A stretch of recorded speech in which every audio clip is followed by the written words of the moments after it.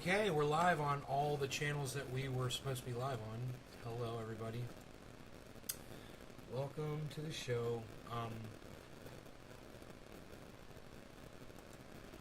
Hope you're doing good. Had a busy day today. Running around. Taking my friends over to Oak Trees Forest. That was fun.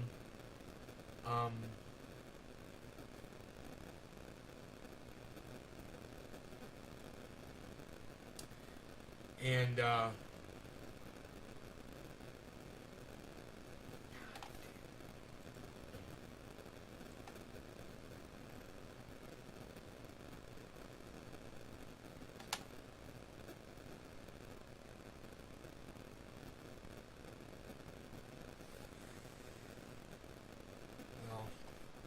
nobody's chatting, so I'll refresh the chat. I'm sure you guys are saying hello and shit. Let me just refresh it. My YouTube channel is still offline. They have not reviewed the appeal yet, you know. Oh, Callie-Anna, you watched the interview and you liked it? Oh, thank you so much for saying that. Thank you so much. I appreciate you so much for saying that. Thank you. You know, sometimes I feel like my audience just doesn't really want to be supportive, and that's okay. That's okay. You know, I'm alright with that. I try, man. I thought it was a good interview, man. I thought it was, you know, not too many people have been. In fact, I don't think anybody's interviewed her yet. I think I got the first interview. I mean, you guys want to give me credit for that? No. Thank you, David. No, giving me credit would be showing up to this show and hanging out with me. That would be giving me credit. 6 of you feel the need to do that. Let me tell you, for the 6 of you, I appreciate you guys. Oh, wait, maybe some more people will show up. 8 people now.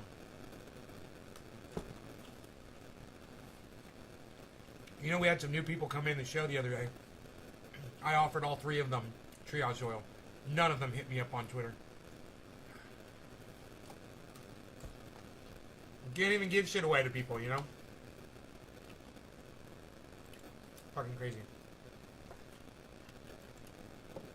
Hey, Alex. Hey, Brian. Hey, I'm doing good.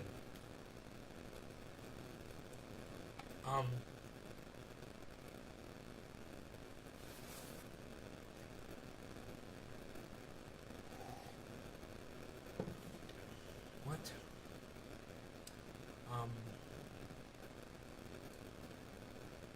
What am I pulling up here? I forgot what I was doing. Isn't that funny?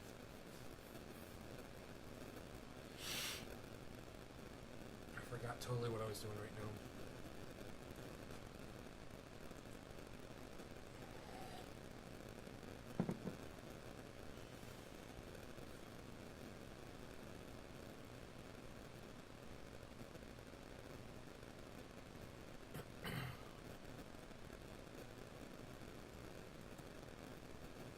Are voter ID laws racist? Yeah, they are. Yeah, Ted Cruz, they're racist, and so are you. Yeah. You don't like the current system, so you're trying to change it. We can all see you for exactly what you are, the racist fuck that you are.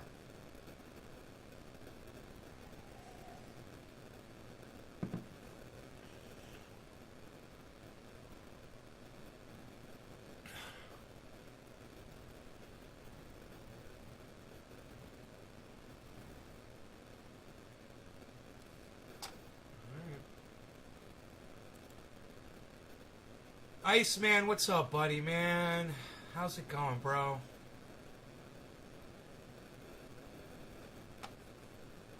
Eric Brown, she had a remarkable dad who raised a remarkable daughter.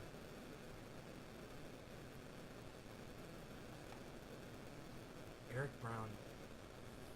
Not following me. Of course not. VJ liked my reply. Not following me. Of course not. Of course you're not going to follow me, even though you liked my reply. Diane Durant liked a tweet to I was mentioning. Not following me. Of course she's not going to follow me until I follow her, you know? Liked a tweet I was mentioning. Let's see. Yeah. Jeep Girl, not following me, of course. BSU grad, not going to follow me, of course. Dude. People are so stingy with their follows on fucking Twitter, man. Audio has static. Alright, Ice. Are you getting ready for bed?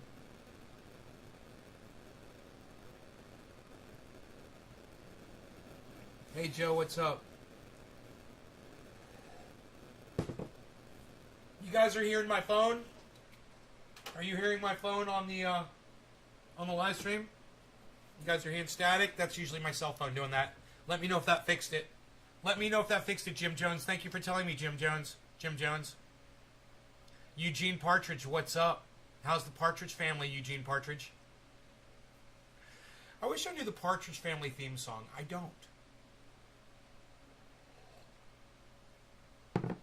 Does it have words? I don't know. Don't remember it. This was today's harvest, minus a few that I've already eaten. Pretty impressive, huh, guys? Look at this one. Can you believe this? I think I love you, Callie. Well, Callie, I know that I love you. What are we waiting for? That's the song. I think I love you. That's the song. Oh, I thought you loved me. I thought you were professing your love to me. Oh. I think I love you is the name of the song. Oh, you should have put it in quotes. Now I feel like an asshole. Alright, never mind. Never mind. Forget it.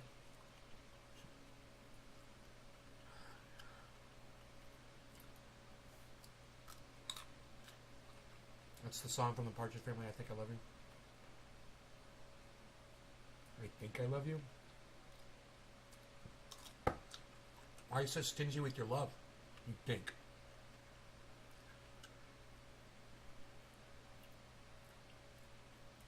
I get the feeling my audience is mad at me.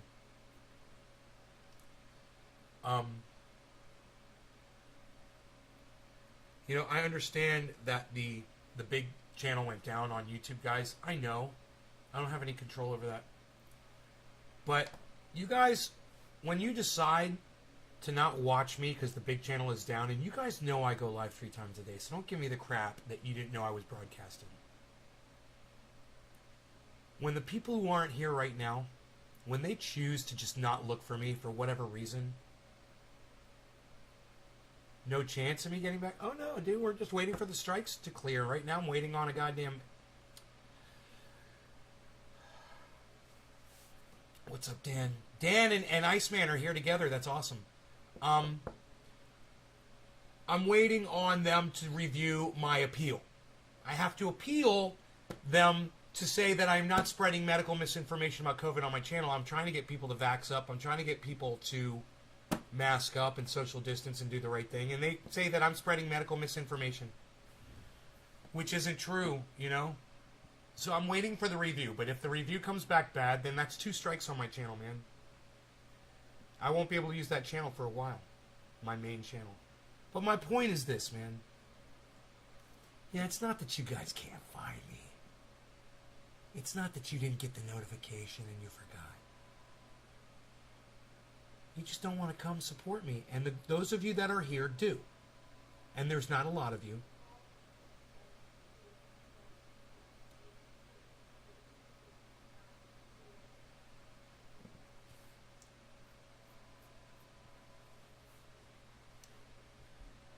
You know, I know the big channel got taken down. I know. I know the big channel got taken down. Here, let me put up the chat so you guys can see each other. You know? That being said, the fact that you won't go out of your way to find me on another channel just proves to me that you're mad at me. And, you know, if some of you are mad at me because we just scored maybe what may have been the biggest interview that I've ever had on this show, ever. We'll see. You know, down the road, this girl is probably going to skyrocket. You know, and then people are going to want to go see interviews from her, and they're going to, well, who got to her first? Who got that first interview? And they're going to come back and they're going to find my interview, and it's going to get a lot of views, and somebody's going to share it. And it's like some of my audience members are jealous, aren't they? Oh, Nay's doing good. Oh, Nay got a very popular TikTok star to come on the show. Yeah, what about us? What about us, Nay? Why are you giving her all that attention? You know, I'm just throwing shit out there. And if any of you want to throw your feelings into the ring and let me know, were you made in 78, bro? What's up, buddy?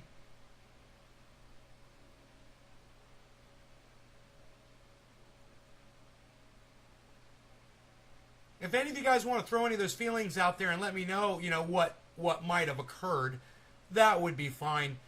Like I said before, I'm going to keep doing what I'm doing, and you guys can watch if you want to. You guys can support if you want to, or not. I'm just going to keep doing what I'm doing, and the fact that so many people chose to not come to that interview this morning, I don't fucking care. I'm going to keep doing what I'm doing. So, if you decided to not click on my show so you'd keep my numbers down this morning, suck my dick. All right? Take it all the way down your fucking throats. All right? All of you that did that shit. You're fucking horrible people. Anybody who chose to not come to that show because, you know, I was doing good. And you're fucking jealous and it made your dick shrivel or whatever your fucking little problem was. Hey, Kissy. Hi, honey. You know, you picked the wrong time to not support me. That's all I'm saying. And it shows. When I saw those numbers, and she asked me, and I had to tell her how many people were watching. You know, and I felt bad. I was like, well, it's, you know, in the teens, I think it was.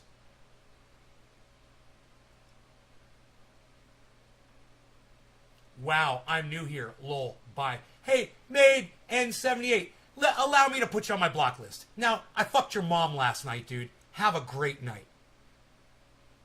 Fucking troll cunts. Like I said, that guy wasn't a viewer. He's not a regular like all of you guys are. And all of you that are here right now, you know not to take this personally, because of course I'm not addressing you, because you're all here. You know? And if you saw that I was interviewing a blowing up TikTok star, and it made your dick shrivel, you know, or however the fuck it made you feel, so you chose not to come to my show this morning, hey man, I noticed. I saw it. I recognized it, okay? I saw it. I understand how you guys are. So, understand this. My audience is so fucking unsupportive of me.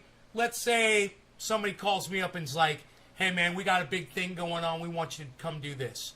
Do you know how easy it'll be for me to walk away from this show, guys? You're making it really easy. Just want to throw that out there so you guys know. You know, if the opportunity presents itself, I won't even fucking hesitate after today's show. I'll just be like, bye to this audience and move on to somebody else's audience that will actually give a fuck. And one more time, like that little cunt bitch that just fucking ran out of here with his little fucking diapers in a wad. This was not to you guys. You guys are here. And that's what matters. Oh, Kissy, honey, I won't stop doing it. I might move over to somebody else's channel. You know, somebody might want me to be a guest spot on their show. Someone might want a little flavor added to what they got going on. You know, have me as a guest, regular spot. And where I go in front of hundreds, if not thousands of people every time I go live. You know, that could happen. And if that happens, well, you guys don't want to show up to my fucking little interviews that I do on my show because I'm doing good and it makes you jealous or whatever your fucking problem is and you're just feeling unsupportive at that moment. It makes it so much easier. When I saw those numbers, we should have had 40 or 50 of you guys there this morning. It was incredible. Oh, yeah. And that's just it. I wish I could set it so none of you all could see that fucking interview after the fact. I really do. Everyone who went out of their way to catch that, you know it was a fucking awesome interview. It was incredible. I can't even go back and watch it. Hey, Dan, I could walk away. Oh, yeah, I could easily walk away for a more supportive audience, bro. That's what I'm telling you, man. Come to more shows. Tell more people about this show. Get more people here, guys. Make me motivated to keep entertaining you. And when I do something important like we did this morning, and I have a TikTok star with literally millions of followers, and you guys don't want to show up to the show, it just gives me the message that maybe I should be looking elsewhere for support. And maybe I'm not going to find it here. Thank you, Dan. Hey, Frankie, what's up? You know, I'm not upset about you not being here tonight to this show. I'm just disappointed that so many of my audience members saw that I was live this morning, saw that I was going to have a large TikTok star on the show, and made a conscious decision to not come to my show. And you know what? Not one of those people wanted to pipe up yet to say why. And I'm sure, because you know what I will do to you. It's just so you know how I feel about you. You're making it clear by not having the balls to confront me about it. So, okay. I heard your message loud and clear. And like I said, this keeps up, man. And when that call comes through, hey, Nay, man, we want you to start doing a regular appearance on our show. What do you think? Mondays. What do you think? We give you a half hour to just do whatever you want to do. Bye. Just like that. So maybe reconsider next time you see me doing something important, like interviewing a TikTok star that fucking inspires me enough to tell you about her for a fucking week before we get her on the show, to go out of my way to make a fool out of myself to get her on here. Luckily, I wasn't making a fool out of myself, but I almost did. You know, because I may have been hitting up the wrong person on Twitter, but luckily we found out that was her. It was a brand new channel. And none of you guys would have known about her Twitter account. You know, we found that. I think it was Doc or Nick Brown that found that Twitter account. And now she's got 11,000 followers in a week on Twitter. And, you know, some of you guys weren't impressed by that or whatever, but understand it's my business.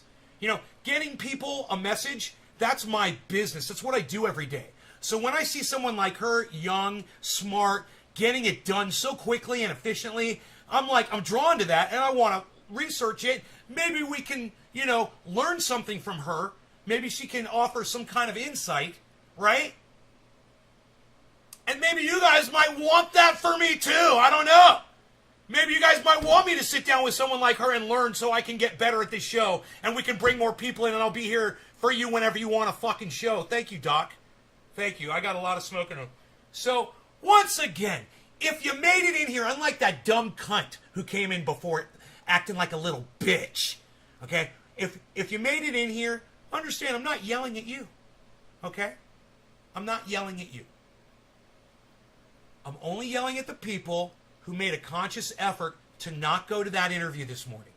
And if that's you, and you don't have the ball sack to confront me about it right now and say why you made the conscious effort to not just pop in and help me populate that fucking chat to support this show like I've supported so many of you on so many different occasions in so many different ways. Hate to bring that up, but you fucking know it's true.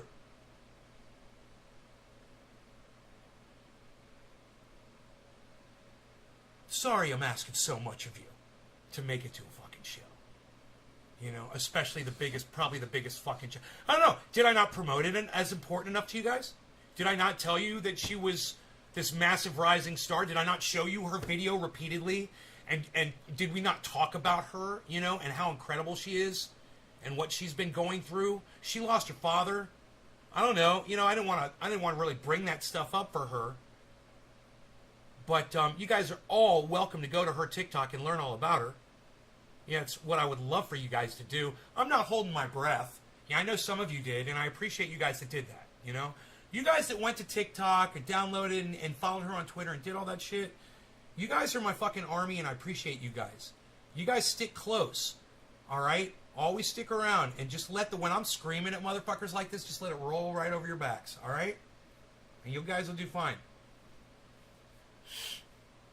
And if you're one of those fucking cuck bitches that knew I was live and knew I was doing a big interview this morning and you chose not to populate the server because it wasn't going to be about you or whatever your little fucking cunt fucking problem, your little fucking broken cunt problem was. When I find out who you are, I'm going to spit on you. Okay? When I find out who you are, I will fucking spit on you.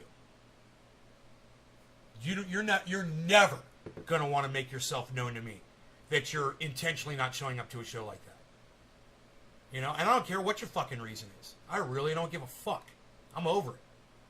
Just the fact that a lot of you chose not to do it. It's just like any other normal show, man. 20 people, 22 people, 18 people. I think I saw at one point it got up to 27 and went down to like 16. You know? So, yeah, you disappointed me. You know, I've educated you guys enough on how to follow me when my channels go down. And this is not my fault. This is not on me. Yeah, the main channel went down on YouTube. But, man, I've done so much. I've put so much information out there for you guys to be able to follow me. Point like this. We knew several days ago that main channel was down. And I told you guys that it was still going to be available on other channels. We were going to be live. You guys chose not to come. You know. So just remember. Remember. When the day comes. You know, I don't care who it is. I don't give a fuck. Anybody that I've ever had on this show. And they're like, we want you to come over here. We were watching you last night, man. You're fucking awesome. I don't understand why nobody watches your show. Well, I'll tell you why nobody watches my show. Because my audience, most of them, are a bunch of fucking dumb cunts.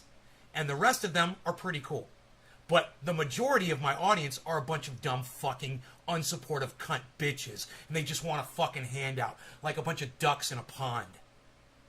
And, you know, the few of you that are still here listening to me rant right now and understanding how angry I am, I appreciate you guys. And the few of you guys that are walking out, leaving me, suck my dick. You know, fuck you. We're about to have a great show. We're going to have fun tonight. You know, I just had to get this off my chest because it was a fucking embarrassment. It was a fucking embarrassment to have her come on to see what kind of a show I'm doing and to see that I've got... She's like, oh man, I have no idea how many people are watching. It's like, actually, it's like 20.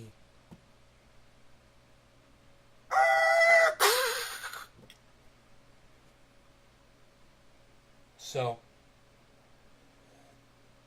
to all my thousands of viewers who I've ever touched and been able to reach and to change your lives, and you've just gotten lazy and said, fuck this guy. Hey, fuck you!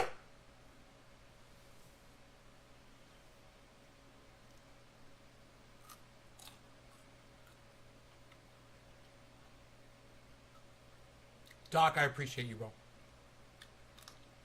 Tom Range, how dare you go in the hospital instead of watching my show? It's okay. You're the only one with a legit excuse, bro.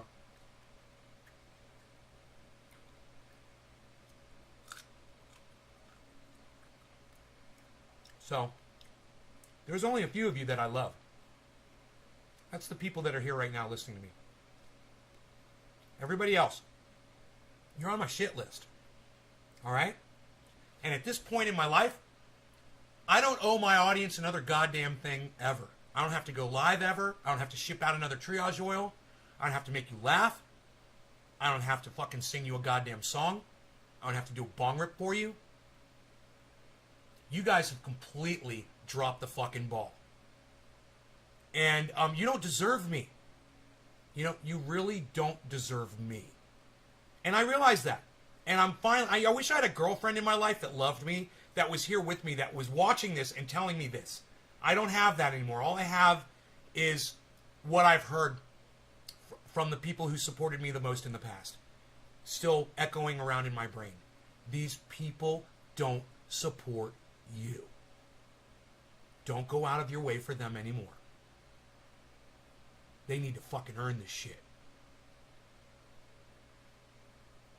Would much rather have watched the show? I'm sure, Tom, than be in a hospital. It was a great interview. Hey, it's still on the internet if you want to watch it, Tom. The interview is still up, and it's a wonderful, fantastic interview. It's a heart wrencher, bro. You know, there's a couple of parts in there where I think you'll feel a little emotion. Like I said, I wasn't able to go through the whole thing. I started watching it and I had to turn it off.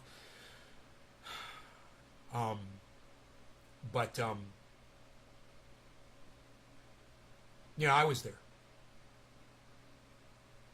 Nay's channel is better than TV. Just saying. Shane Schulteis, you're too kind to me, brother. Thank you so much. I love you, bro. Thank you for saying that. I'm just going to keep working out. I'm going to get ripped. I'm going to get cut. I'm going to get jacked. Right? And I'm going to do my thing. And I'm going to get a whole new audience. And it'll be people that are more supportive and more positive. And it'll be, you know, maybe some of my older audience members that have seen the transformation. And I'm not talking about the physical one. I'm talking about, you know, that I'm more open for people with differing opinions. That I'm trying to bring people together instead of separate them. You know, I've done a lot of separating on this show. And I'm not doing it anymore. But if you're so butthurt from the separating in the past that you can't come back anymore and support, even though you love me or you love the show or you love the content or whatever, hey, man, you're too much of a fucking pussy. Hey, Mikey, too much of a fucking pussy for me to reach out to. And if I move on to another platform, what was the name of that one she said? You should check that one out. Oh, my God, I forgot what it was called. I'll have to go watch the interview. She's on another platform, and she said you could say basically anything. Oh, but she said it's not a live streamer, is it? I can't remember. Sup? Hey, Shane, I watched your first bong rip you did years ago on YouTube. My first bong rip. Nay's channel is real and TV is bullshit. Tom Range. Well, yeah. I keep it real. You know, and that's a problem with a lot of the viewers, like that bald-headed fucking cunt that was in here before that had the goddamn spine of a fucking earthworm while he was watching me cuck his mom. Are you going to take something personally you weren't even involved in, dude? Just because someone's yelling about something else and about other people, you're going to take offense to that? Oh, well, you're a pussy. Fuck off. You know, it's like I'm going to go watch Full Metal Jacket, and you're going to listen to the drill sergeant screaming at Private Pyle's face, and you're going to get upset and leave the movie theater. You're probably not going to want to watch this fucking show. You're not going to get it. You know? And if, you know, you're thinking, oh, Nay's in character, playing a character, he's doing his thing, blah, blah. No. This is not in character. This is me telling you straight up, in real life. A lot of you guys fucked up this morning. You know, I don't need an apology. I'm more than happy to just walk away and say, okay, you know, I get it. I can't rely on a fucking YouTube channel that no one gets notified on, that you guys insist on tuning into, and that's it, to make sure that you guys know when I go live. I can't rely on it, and you guys, for some reason, it's all you want to fucking do is rely on that main channel. Now, I told you all to subscribe to that channel, but not just that fucking channel. You know? Not just that fucking channel. The numbers are important on that channel. That channel is inoperative. And here I am again. I'm wasting my fucking breath on you guys. I'm just going to stop. I'm just going to stop because all I ever do is waste my fucking time doing this and trying to get you guys to click on some fucking buttons for me. You know? So, I'm just going to let my blood pressure lower right now and do a dab, drink some coffee, and get on with the show.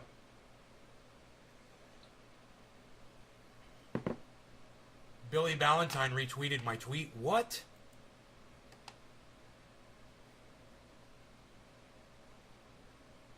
Check out my interview. Thanks for the opportunity. Hill D's tweet. 9 likes, 2 retweets. You guys don't want to retweet it, huh? You'll like it, but you won't retweet it. I'm following every single one of these people. None of them want to retweet it. Jeep girl can't stand Trump. Jeep guy can't stand Trump or Biden.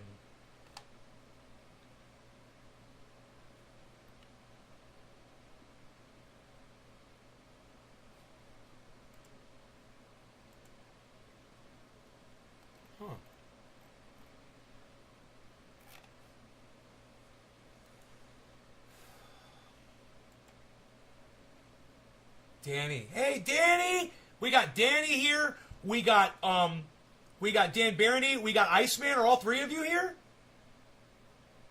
Fucking Sanford crew, son. What? Are all of you still here?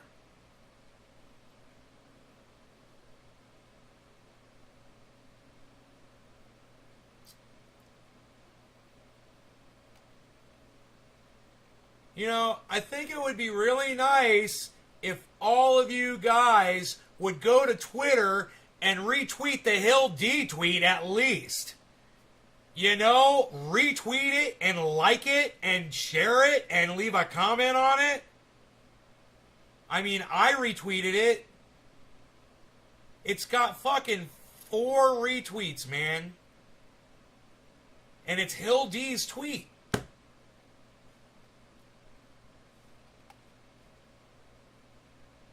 Hildy. She's a sweetie, huh? She's so nice. Very genuine, you guys. That was just as real as it gets, man.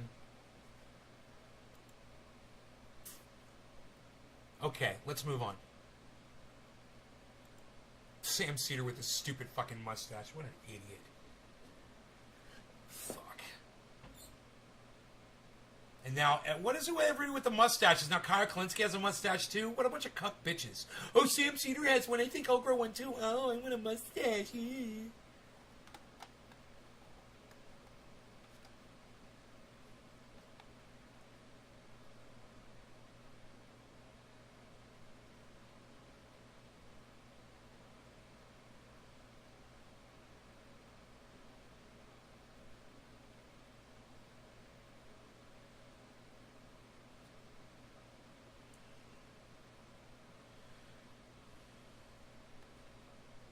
CNN pushes hilarious medical study about recreational drugs. What's this about? Jimmy Dore? What's this about? Guess what? CNN. I wonder why people don't get their news from CNN. CNN says this is real. It's a real story at CNN. Uncontrollable vomiting due to marijuana use is on the rise. Dude, that's why that dude came in the other day and was like, dude, have you ever heard of cyclical vomiting syndrome? Cannabis cyclical vomiting syndrome? I was like, from neem oil, dude. It's neem oil that makes you vomit, not cannabis. Cannabis is an anti-nausea. It's the neem oil that makes people puke. Stop spraying neem, you fucking little punk bitch growing cunts. Stop spraying neem on your cannabis, you fucking dumb cunts. God, you're idiots. Study finds. Hey, 1933 called and they want their headline back. See, this is why we shouldn't legalize pot, everybody. Nobody's ever thrown up from alcohol. Breaking news. People can't handle the drugs of their choice. What's going on with are these people just eating? Wait, he's going to talk about cannabis, and instead of having me on, he's going to have that guy on, Nick from Fred Hampton Leftist. What does that guy know about cannabis? I'm sorry, what? Oh, he smoked a joint once? Oh, okay, yeah, he's an expert. Okay, let's see what the expert has to say about cannabis. In the marijuana, that's not how edibles work, ladies and gentlemen, just so you know. Okay, so here, let's get into this stupid story.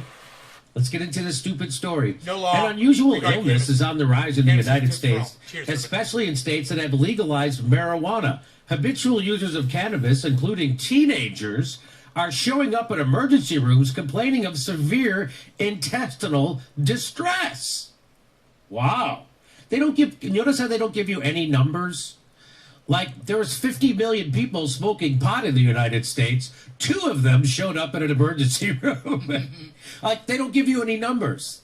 It's on the rise. What does on the rise mean? There could have been 2 people last year, and now 3 means it's on the rise. Where's the numbers? Okay, very suspect. Yes. Very suspect. They are writhing, holding their stomach, complaining of bad abdominal pain and nausea, said Dr. Sam Wang, a pediatric medicine specialist at Children's Hospital Colorado, who treats adolescents with the condition. Okay. Nearly 1 in 5 people seen for vomiting disorders used marijuana between 2005. What? What? What do you mean it's 05 and 14? What are they talking about? Did you see this? Because someone showed up at the hospital vomiting. They said, well, when's the last time you used cannabis? Oh, 2014. Oh, yeah, it's the cannabis. It's making you vomit now. What?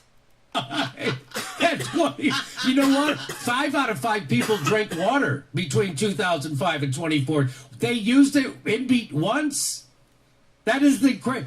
Are you sick? Yeah. Have you used pot between 7 and 15 years ago? Yeah. That's it. Wow. What the F? Wow. Hey, how about we find out what they recently ate? Hey, maybe I bet you can blame. I bet you those 1 in 5 people seen for vomiting disorders have eaten White Castle between 2005 and 2014. Maybe it's the White Castle. Do you ever think of that? I think this is called an unrelated variable. I think that's what that's called. You know, it's weird. I feel like the person who wrote this had to be high to write something this stupid. Isn't that? It's called straw manning. That fact has nothing to do with people coming in now and vomiting, right? So even CNN is straw manning. Yeah, tell us who this cunt is that wrote this cunt article. Tell us who the cunt is. Who's the fucking liar? Is that ironic? And why the fuck? You know, I think when mainstream media is licensed to give news, you know, and they don't, there should be punishment, not a retraction. Fucking punishment. A fine. You owe us $10,000. Fuck you.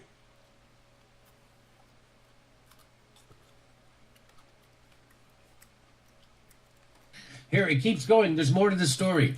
To compound the strangeness of the new disorder, THC and other cannabinoids in the marijuana plant had been used for pain relief, paradoxically relieving nausea and vomiting in cancer patients undergoing chemotherapy.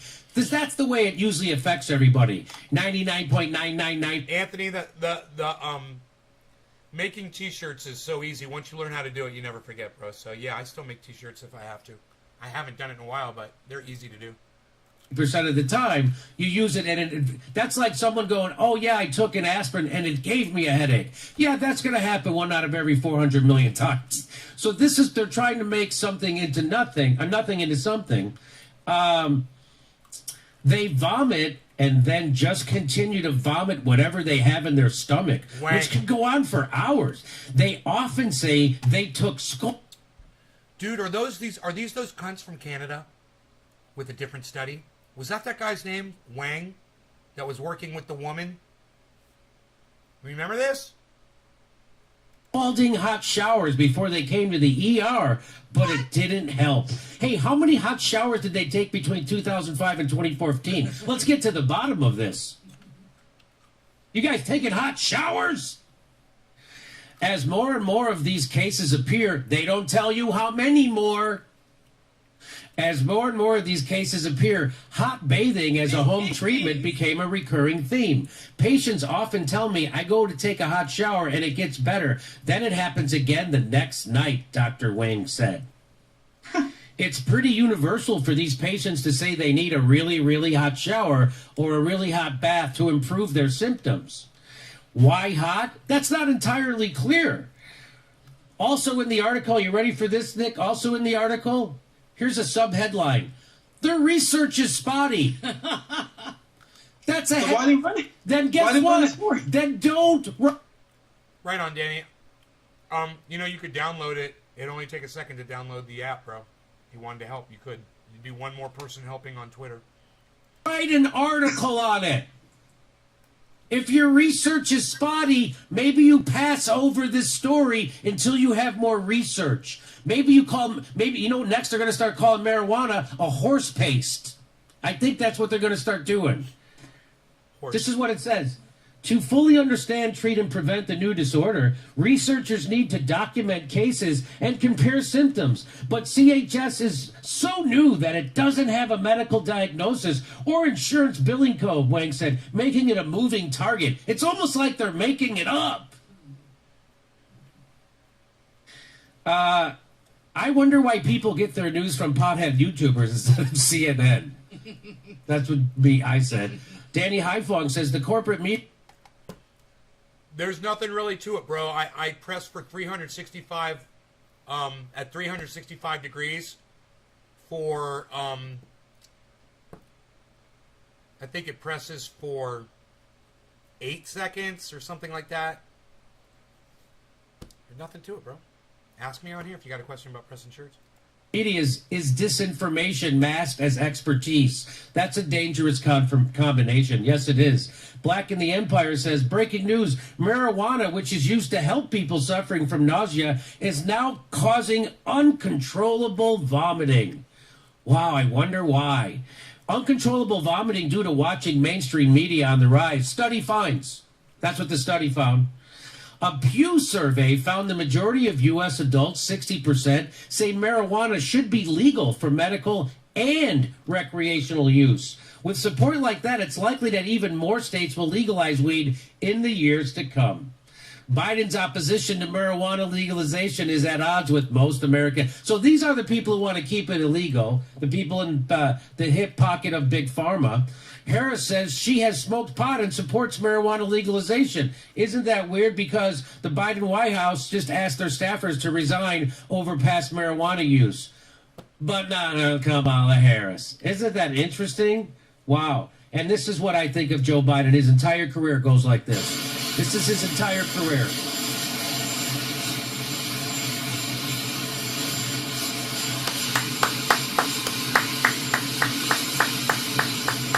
That's his entire career, failing upwards, ladies and gentlemen. He has failed upwards his entire career. I love it. Hey, why do you keep falling like that, Joe? Have you smoked pot in the last 15 years? I bet that's what it... I don't know what you're talking about, a printer, dude. I don't know what kind of... That takes different paper. I don't know what you're talking about, paper. I print t-shirts, bro. I don't know what you're talking about, paper. I have no idea what you're talking about. I use a big timed press. It's got a big 2 plates.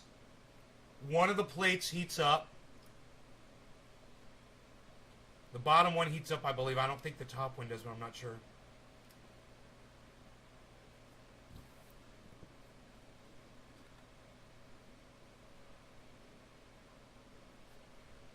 Was. That's just a reenactment of his career. Because let's remember who Joe Biden really is. We hold these truths to be self-evident. All men and women created by you know the thing. Still funny. Still funny. Go, you know the thing.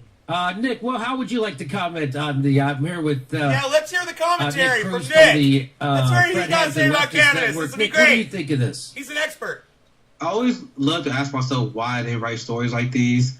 It's obvious that CNN is doing the bidding of their big pharma, big alcohol donors, because I was looking in and they actually did 2 stories on alcohol recently. Then they both was glowing with praise. Yeah. They said that moderate drinking may improve cognitive abilities in older people. You know the demographic of people who watch CNN. They say, oh, if you drink a little bit of alcohol, that'd be good for you. Yeah. And then they also ran a story that it can also drinking a little bit each week can actually improve your cardiovascular condition.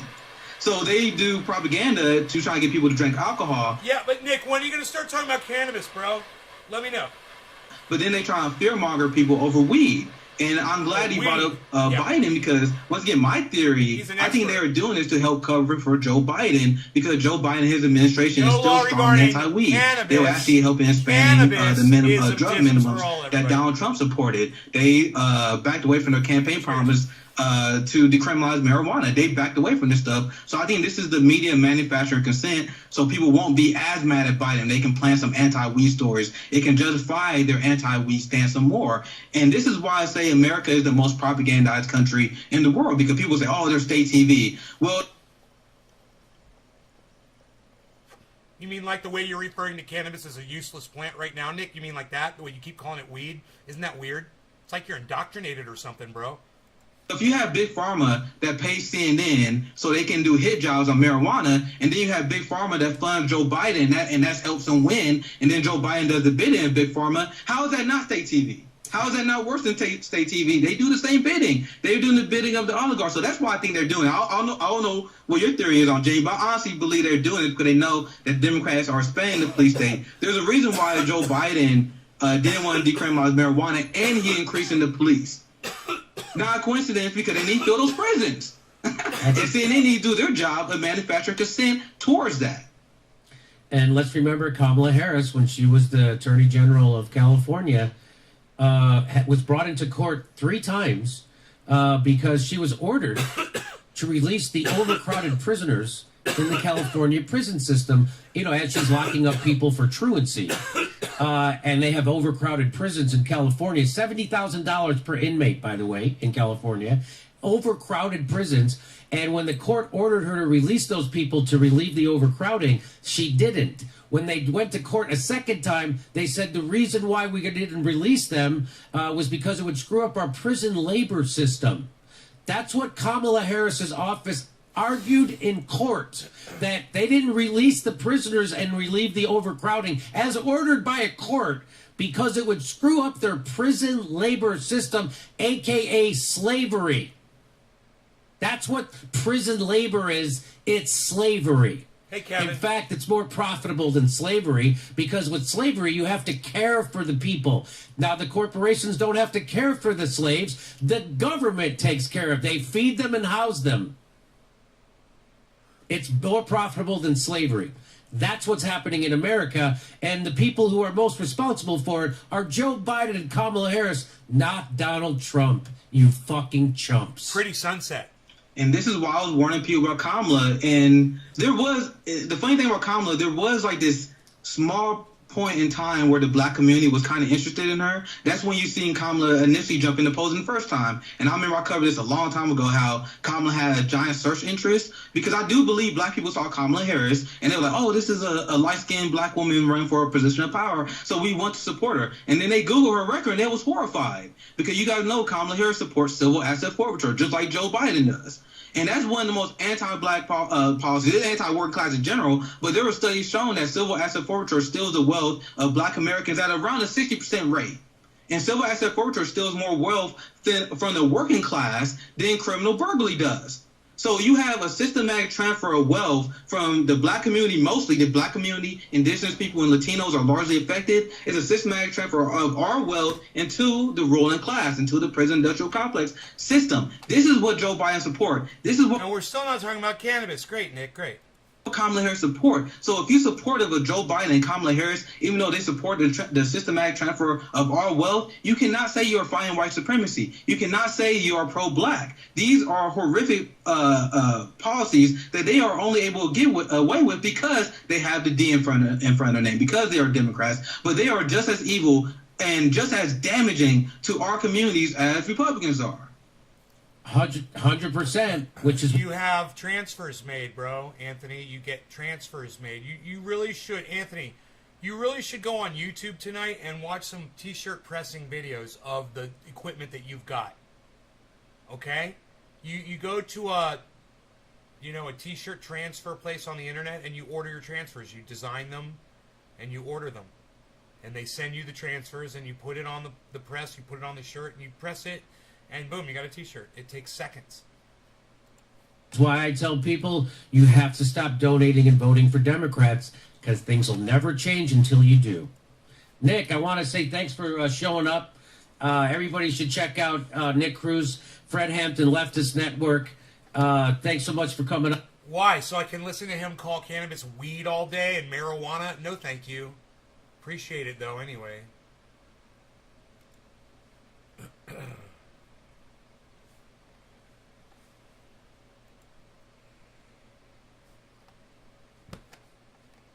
I thought we were going to talk about cannabis.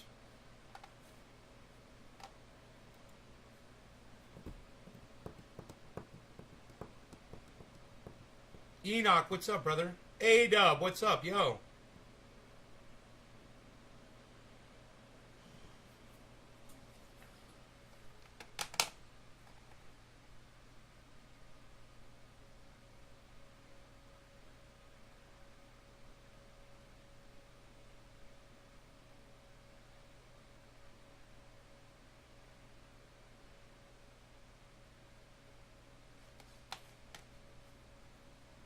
Veteran interrupts and destroys George Bush speech.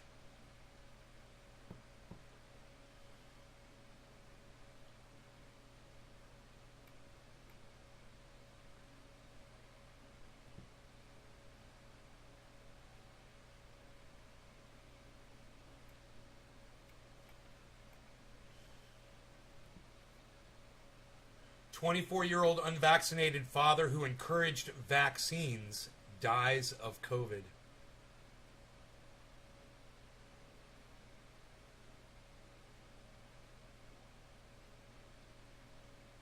He's 24 years old, man.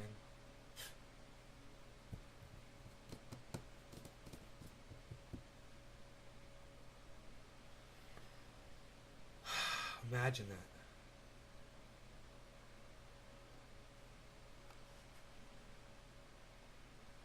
Johnson & Johnson claims that the COVID vaccine booster increases protection up to 94%.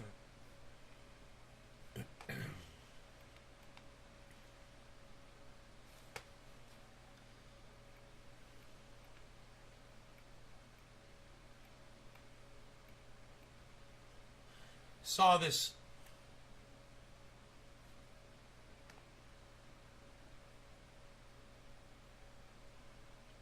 I saw this thing today. It said that we need to stop emissions and get it done by 2050 or something. And I go, I think it's hilarious that you think that humans are still going to be alive in 2050. I was like, that's fucking funny. You know, fucking climate expert fucking posers on Twitter that act like, you know, oh, if we all just go vegan, we're going to save the planet. We're going to turn this thing around. If we all just go vegan, that'll fix everything.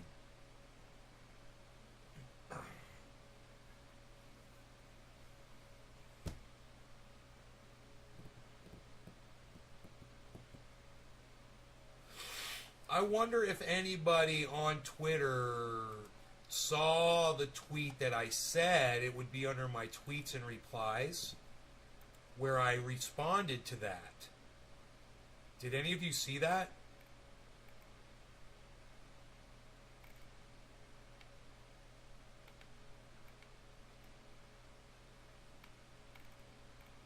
I'm not going to hold my breath. It's okay. I just want to see what I said.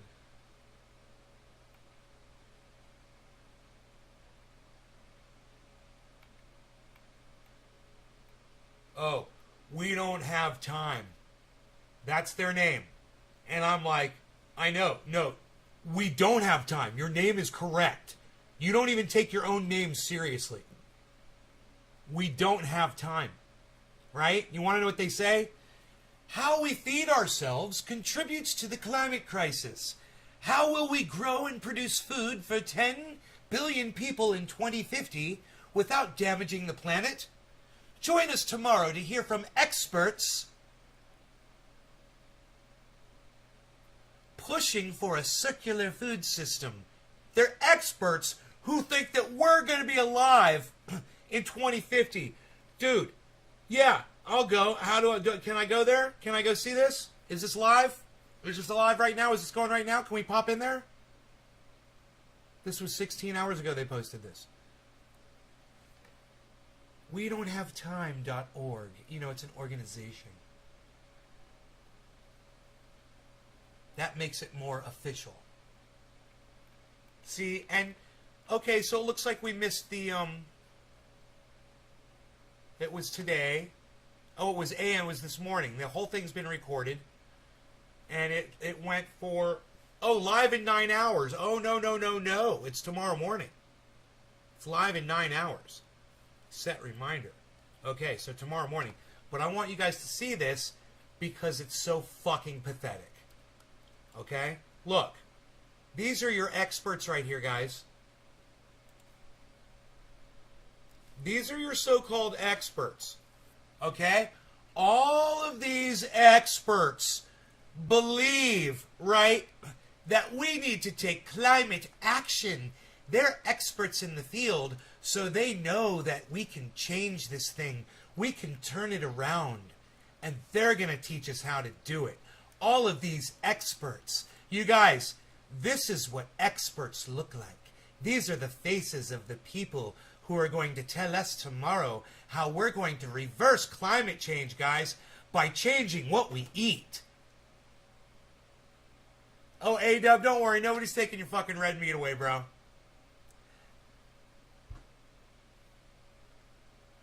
They fucking wish that they were experts on climate. I know more about climate than all of these people combined. I offer you that. Let's find out who these people are. I'm kind of curious. What are their names? How do we do this? Get this off the screen. Here we go. Mark DeWitt, Director, Strategic Alliance, and founder of the Circularity Gap Report. Gonzalo Munoz, Champion for Chile, COP25. Rachel Kite, Special Representative of the UN Secretary General for Sustainable Energy for All. Oh, there you go. Just the title alone says it, right? Yeah, it's sustainable. We're going to have sustainable energy, guys. We're going to get it. We're going to figure it out. And Rachel Kite is the one that's going to lead the way for sustainable energy. I love it. Owen Gaffney, co-founder of Exponential Roadmap Initiative and Global Sustainability Analyst. He's a global sustainability too. See, as soon as they say that they're going to be able to sustain, this is it. I'm going to tell you what it is. It's not sustainability. It's prolongability. You're trying to prolong the date of our extinction for as long as you can, and you have to admit and realize that it is completely unavoidable. If you're saying anything that we do is sustainable, whether it's the way we eat or our energy needs or anything, then you're already full of shit. You're not looking at the actual big picture. You're not really looking at the whole planet. You're just looking at your little thing that you got going on. This has been Guy McPherson's problem for years. He's identified all these climate feedback loops, and all of these fucking people are unwilling to add it all together like Guy McPherson does. And says, dude, we're going exponential, and we've already gone exponential. You know, if you guys want to all sit down and watch an Inconvenient Truth together, you know, I'll go ahead and I'll host it for you in a Zoom chat. We can all watch a movie that's 20 years old that you guys obviously missed. Or you don't take that shit seriously.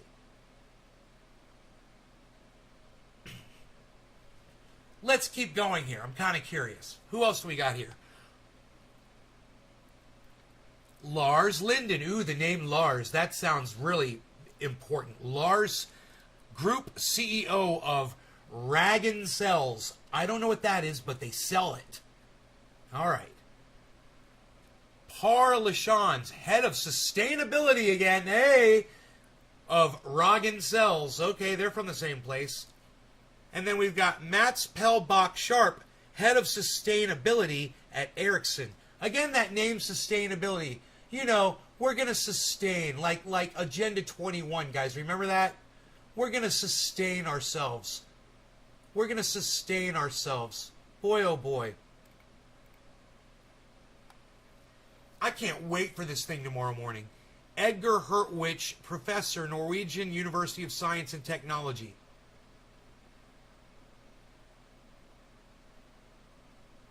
Towards the net zero value chain. Rethinking the built environment. Yeah, you can rethink it all you want, but your title literally gives you the problem right there. It's already built, bro. It's already built. You can't just rethink it. It's already, that's why it's our environment. It's where we are. It's what we've got. It's the hand we've been dealt. You know, we've decided to shit all over it since the 1600s. There's nothing we can do to stop that. For you to think that we can rethink our environment is hilarious. I wonder if these guys know about Mir's projection at all. I wonder if they know about it at all. Huh. Mir's reflection, I mean. Trondheim, Norway. University of Science and Technology. Yeah, we'll see how smart these motherfuckers are about climate. Oscar Storm, Architectural Projects Specification Manager at St. Gobain. Per Klevnas, Partner at Material Economics. Arnaud Marquis, Group Sustainability, there we go again, Sustainability, Officer at Target. Here's the introduction keynote, On the Move, Transitioning Transport. Owen Gaffney, Exponential Roadmap Initiative, co-founder, Exponential Roadmap Initiative and Global Sustainability Analyst. Pick an SRC again. I don't know what that is.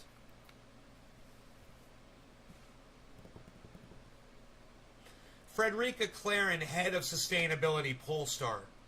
Robin Chase, co-founder of Zipcar, Vanaim and Numo. Carly Gilbert Patrick, team leader. Okay, Carly Gilbert Patrick. Oh yeah, she's one of those tricky two-name girls. Carly Gilbert Pat. She's really proud that she's a Gilbert. You know, her husband wasn't enough for her to change her name, so she has to be a Gilbert Patrick. Because fuck you, Mr. Patrick. Fuck you. It says it in my name. I say fuck my husband. It's right there in my name. Fuck you. Wow. What a stubborn cunt bitch. Sorry, Debbie. Carly Gilbert Patrick, team leader, active mobility, digitalization, and mode integration. Oh yeah, they're going to integrate those modes. We Are Climate Zombies. That's the musical guest's name. We Are Climate Zombies. Hey, maybe they should pay more attention to the guest, who's the musicians, instead of themselves, because they're all a bunch of sustainability heads and they're fucking idiots that literally think that something is sustainable on this planet.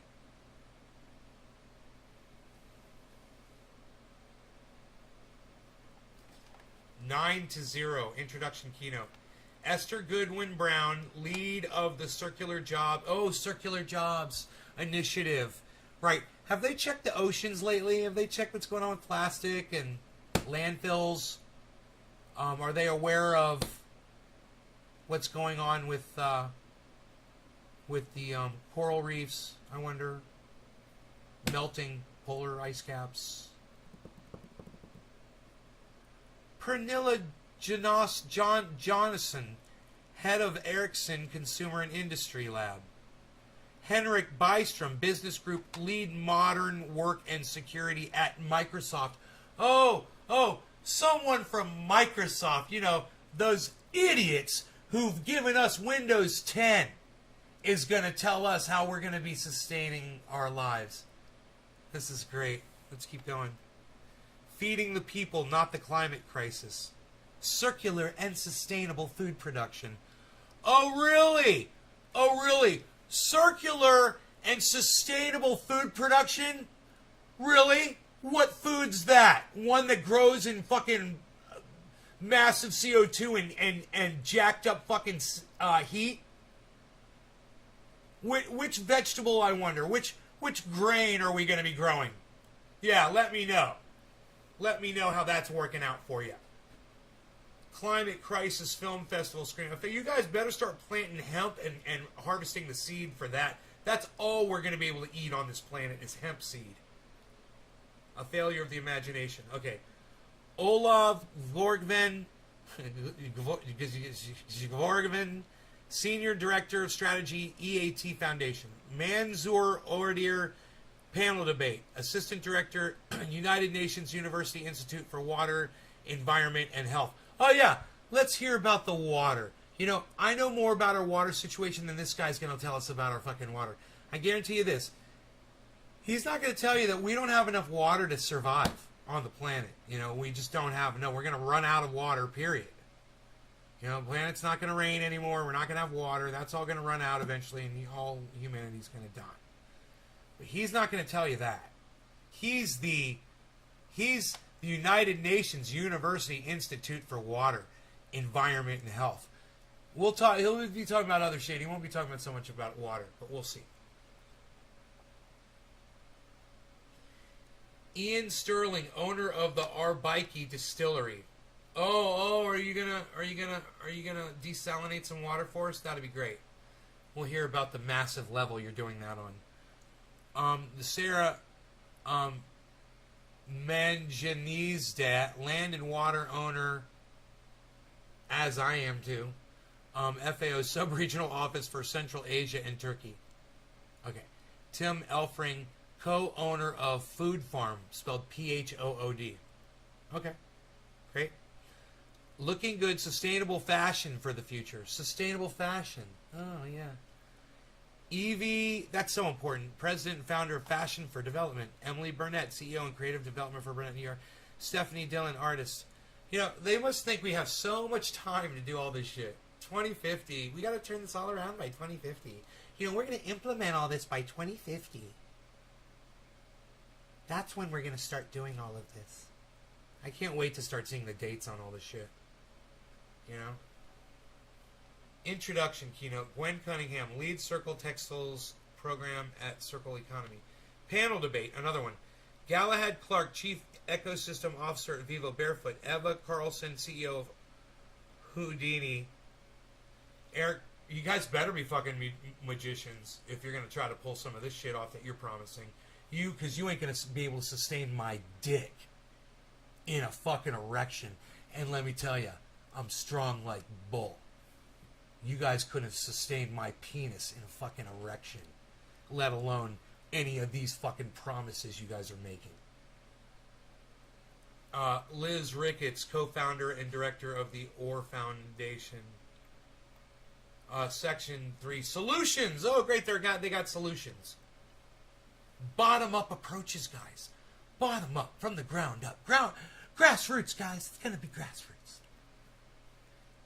Ingmar Rentzog, CEO and founder of We Don't Have Time. Oh, there's our boy right there.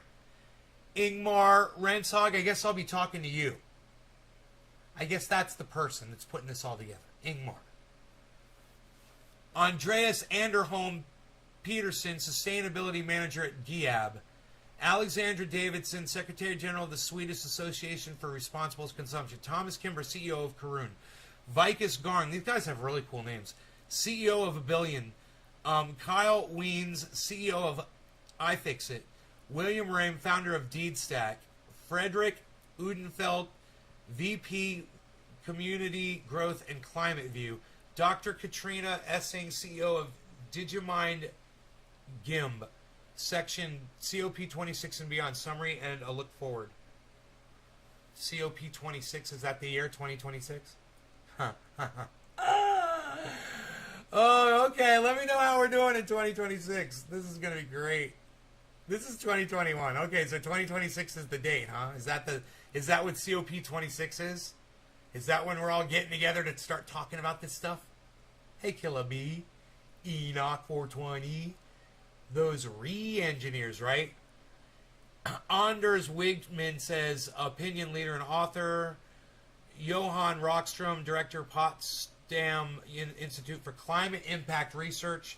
Emma Modier Viking, head of International Sustainable Business and Business Sweden. And then end of broadcast is at 1400 p.m. Register. It's free. Yeah, I will. Give me a second. Circularity and the race to zero. Zero emissions. Dude, we're not racing anywhere. Nobody's going to do anything. None of this is going to happen. Dude, Donald Trump's about to become president again. What do they have? What's their plan about that? What's your plan about 8 years of Donald Trump? Let's see. 2026, right? Let's see. It's 2021 right now. 2, 23, 24, 25, 26. Biden, we got Biden for 3 more years, like 2021, 22, 23, 24. So you got 2 years until 2026, right? Let's see, what is the,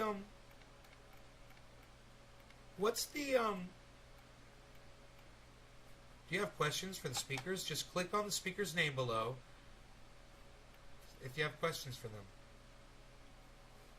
Here's my question. What are you going to do when we get two years of Donald Trump? Hey, what are you going to do about 3 years of nothing fundamentally changing from Joe Biden? And then what are you going to do about 2 years of Donald Trump? And then you got 6 more years of Donald Trump. What's your plan? Nothing will fundamentally change. That's what Joe Biden said. What the fuck do you think you're going to do? Nothing will fundamentally change. The Green New Deal was laughed at by people like Joe Biden and Hillary Clinton. What the fuck do you think is going to change? The war machine needs to keep turning, and it runs on oil. You know, what powers a fucking aircraft carrier? Are those nuclear powered? Is it diesel fuel?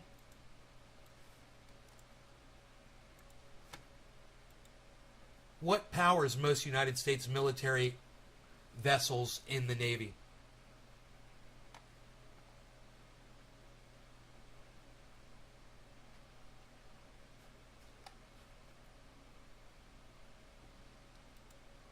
What powers most United States Navy vessels fuel-wise?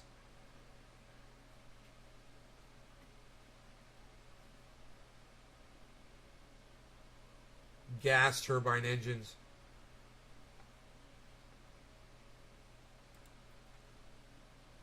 Heat from powered nuclear reactors.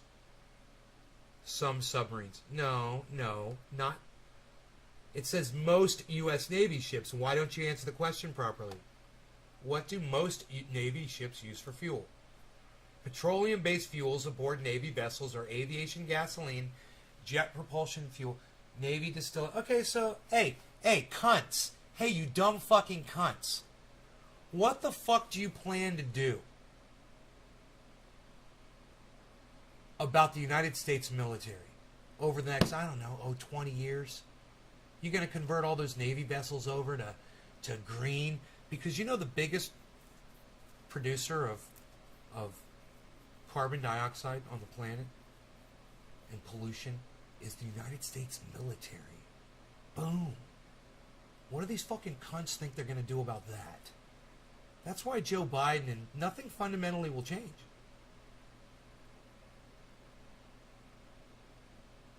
Navy distillate, Navy special fuel oil, and diesel fuel marine.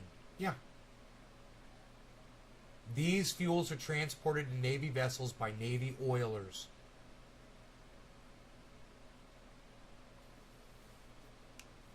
LCD 76420, Navy's practice of discharging fuel at sea.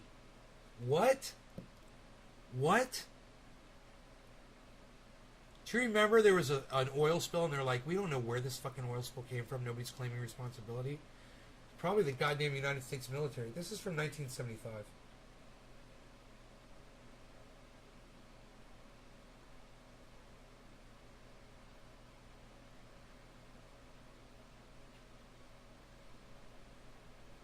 This is when they tried to get them to bring it back to port and reclaim it. Huh. It's interesting.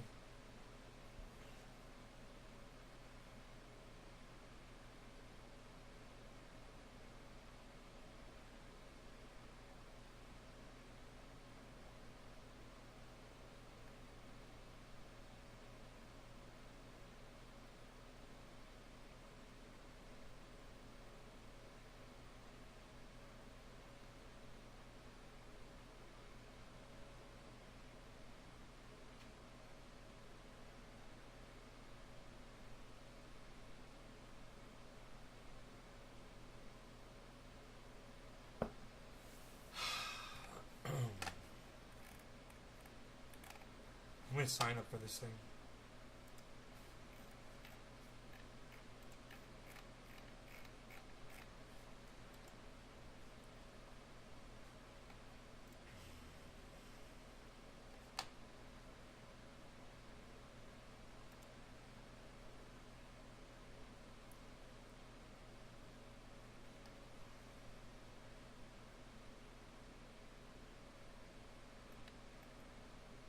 Wait, no, I don't need to register. Fuck that. Do I? To get the link for this goddamn thing?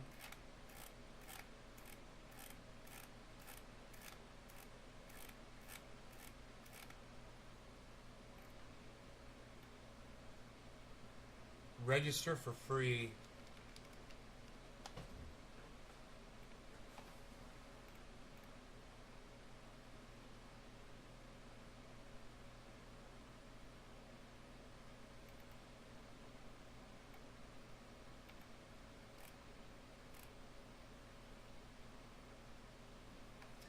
It's going live on YouTube. I don't think you got to register. I'm not going to register. I'm just going to... I've got a reminder on. And,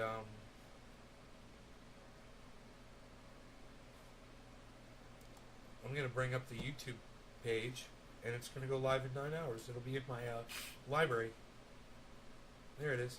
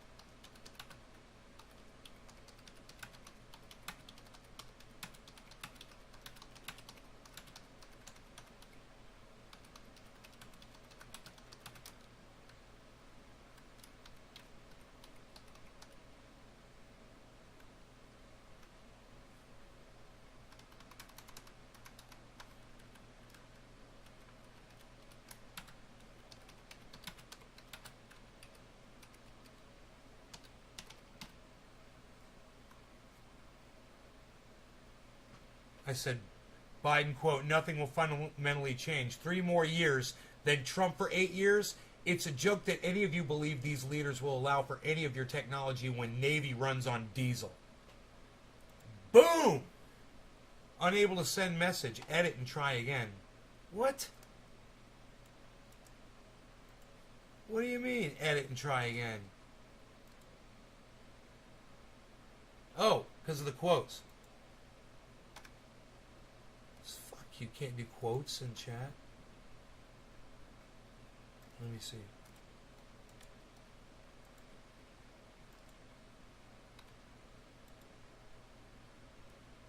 Unable to send message. Huh. Edit and try again. What else is in there?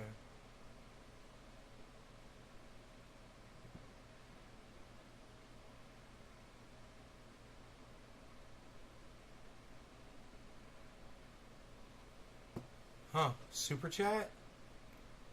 There's no super chats. We don't have time. Already has 12,800 subscribers. Right, Johnny? Right, Killaby? Did something happen with your other channel, or did you just feel like using this one? No, man. The channel got fucking a strike for medical misinformation, man. It's some bullshit. Fucking assholes, man. COVID medical misinfo.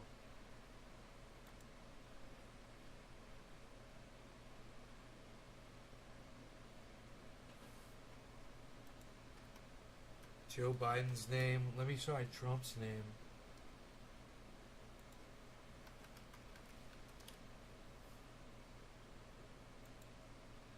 Nope. Still unable to send message. Edit and try again.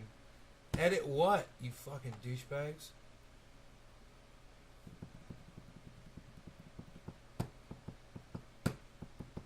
They might have the chat turned off, but it's trying to post it. It doesn't say... Oh, comments are turned off. There it is. It says comments are turned off. Of course, it doesn't say where the comments go. It's the chat. It's weird. I don't know.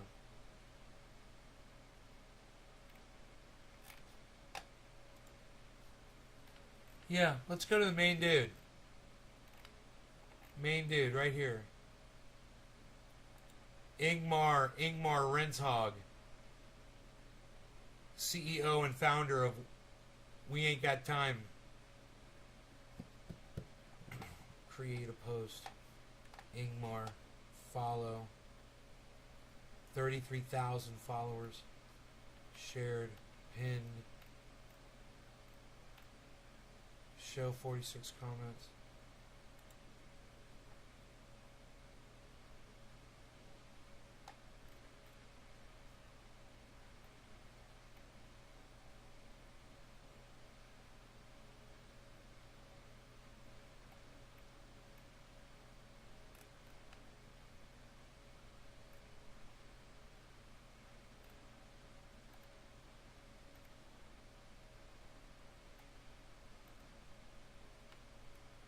Okay, let me see. Can I comment? You need an account. I see. I don't want to, man. Fuck, dude. Create a post. You need an account. Fuck off. I hate you. I wonder if you could tweet at him, dude. On Twitter. Leave his fucking Twitter up here.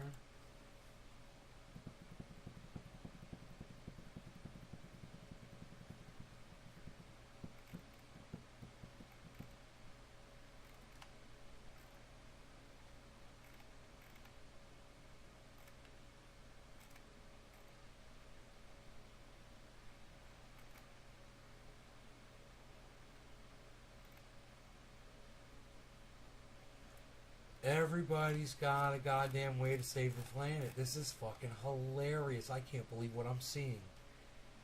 Dude, they all think that they're just going to have these technologies that are going to fucking turn everything around.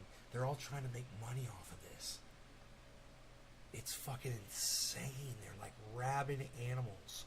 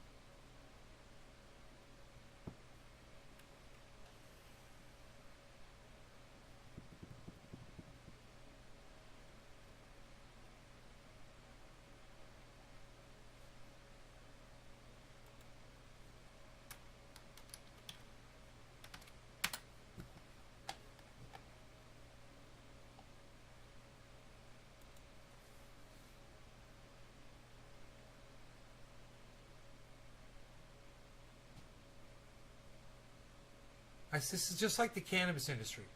You know, cannabis is a great thing, and saving the planet is a great thing. And a whole bunch of people think that they're going to get in on making some money while the whole goddamn world is going down. And, hey, man, if one of those fucking people comes up with an idea that's going to save the planet actually, that's really going to do it, great. The competition was great. But it's hilarious to see the lying and the misrepresentation and the hopium that they push on you to get you on board their technologies that probably aren't going to do anything for us. None of these technologies they're offering. Ooh, turn your old jeans into clothes that you can wear. You can recycle your old jeans. Yeah, that's going to save the world. Recycling your denim. That's the thing. That's going to save the goddamn coral reefs. Let's recycle those denim jeans.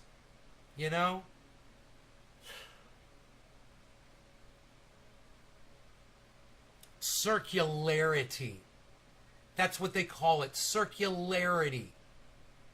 Dude, the only circularity the human race is going to see is its extinction. That's the circularity of life when it all dies. That's the circularity. These motherfuckers think they're gods. And all they want to do is get rich off their bullshit. Dude, my phone stopped working. I don't know what the fuck is going on with it. I don't know. Anybody could be texting me or messaging me. I might not be getting anything, man. This phone's been driving me fucking crazy. I want to go to Samsung and just raise complete goddamn destruction over there. You know, who's ever fucking with my phone? It used to work in this house beautifully, anywhere I sat in the house. Now I can't get a goddamn signal. You know, it says 4G, but it doesn't work.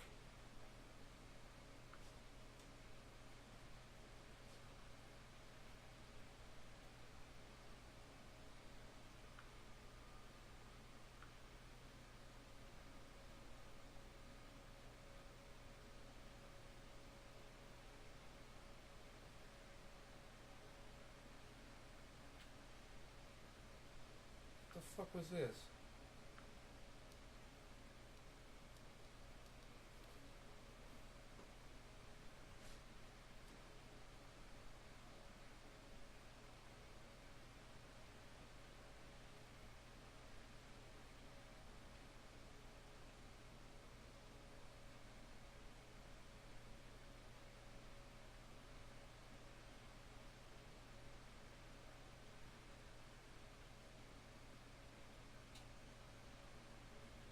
Great. Great.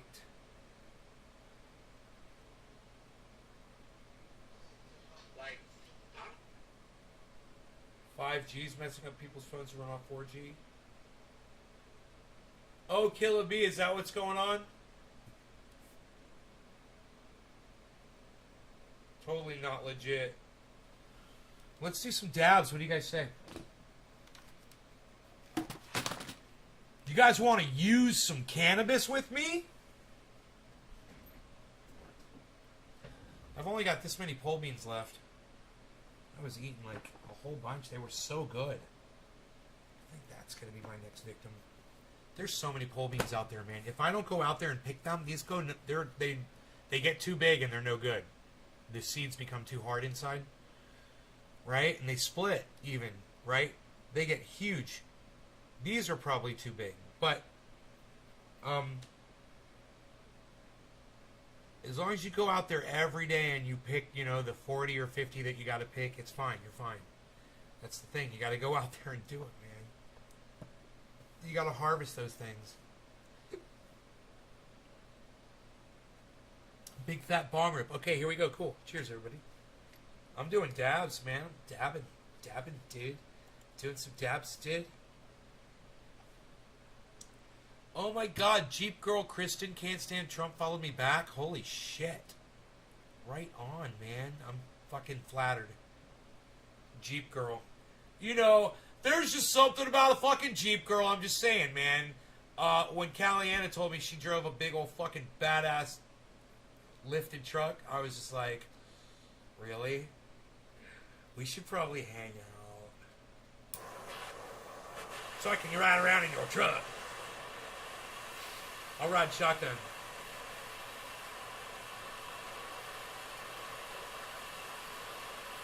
All right, Enoch. Hell yeah. Right on, Margie. A-Dub. Killa B. Shouts out to all of you.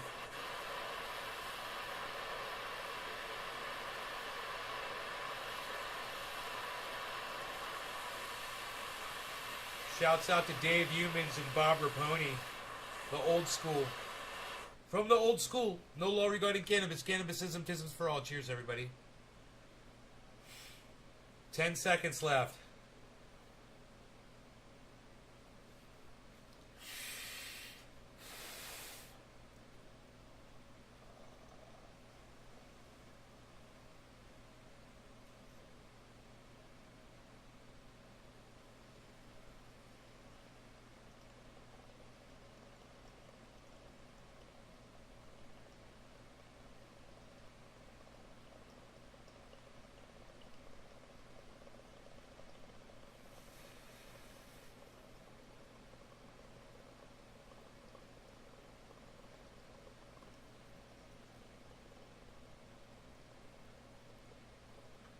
Yeah? You like dabs? Look, this is still smoking.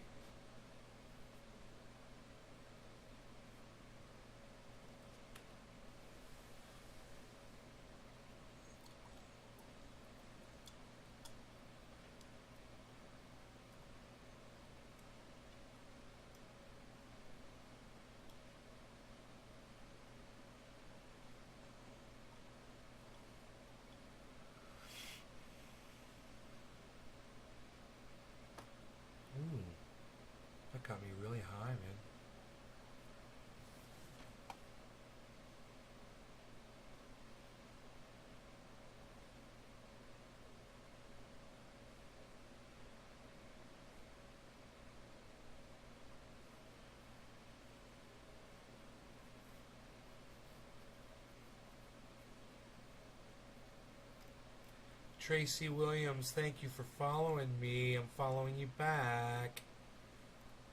Yeah.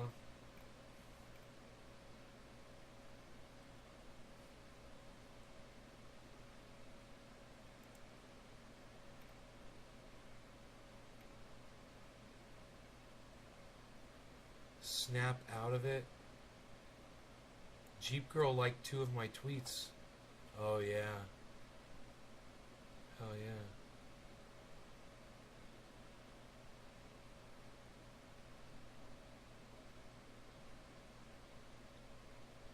Damn. I'm gonna go like her tweets, man. That's awesome.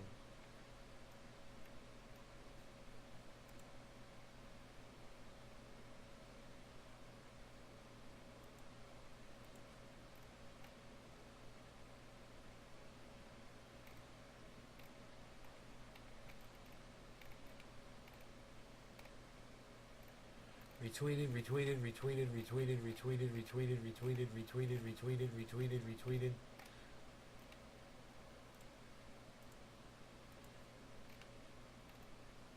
She retweets a lot of Hill D. I like that.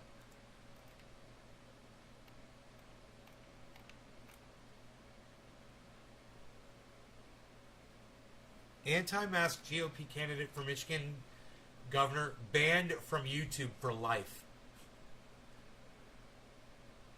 How funny is that?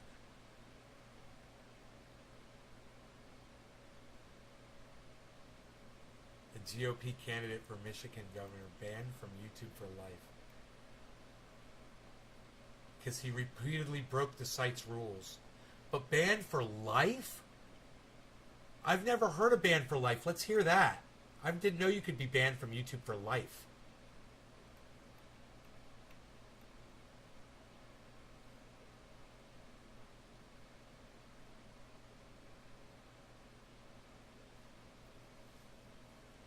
I'm reading it quick.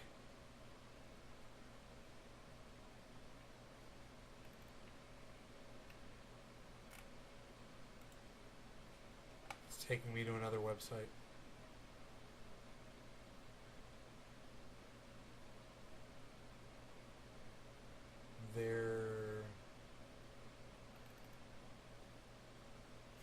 I applaud YouTube for taking a stand against patently and demonstrably false information about COVID-19. You guys... Ugh. What? You mean like what Fauci said about masks? Or what he said about gain-of-function research? That demonstrably false kind of shit? Stop, YouTube. It's not your fucking job. Alright? You're not the purveyors of truth. What the fuck does purveyor mean? Provider? I don't know. Purveyor definition. Yeah, person who deals in. Yeah, you're not the purveyor of truth. A person or group that spreads or promotes an idea. That's perfect. You're not that's like a conveyor. Purveyor. They banned Trump from everything, which to me is unconstitutional. Oh, just because Trump? Does it hurt your feelings that Trump got banned?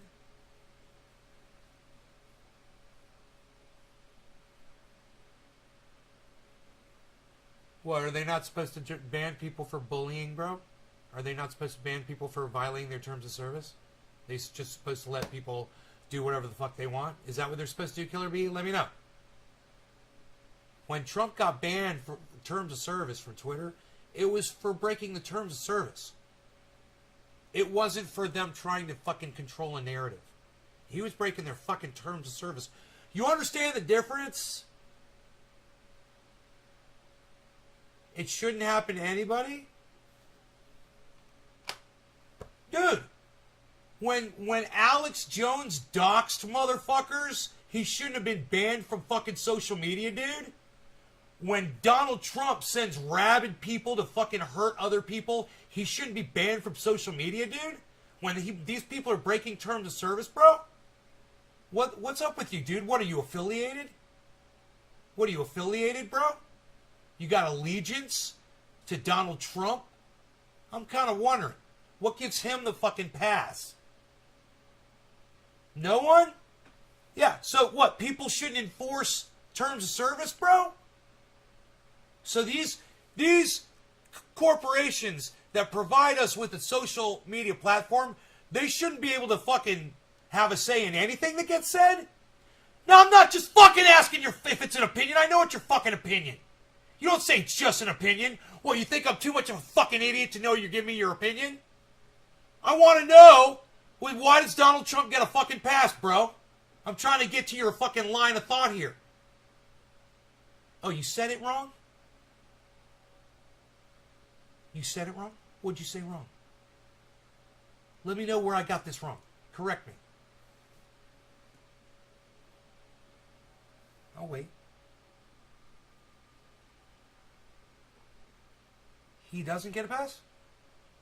So when any human being breaks terms of service, it doesn't matter if they're me or you or the president of the fucking United States, they get blocked. They get banned.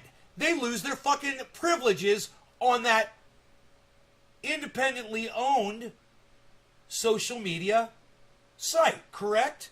I want to make sure we're all on the same page here, Killer B. You know, it's like you're like, no one should get blocked. Really? You know, what if somebody reveals personal information on somebody else? Shouldn't they be blocked, bro? Shouldn't YouTube or Twitter or Twitch or Facebook or whoever have a say in that, since they're the ones providing the service? Tell me if I'm not making sense. You know, I was feeling a little pushback there for a minute. I thought I really made myself clear.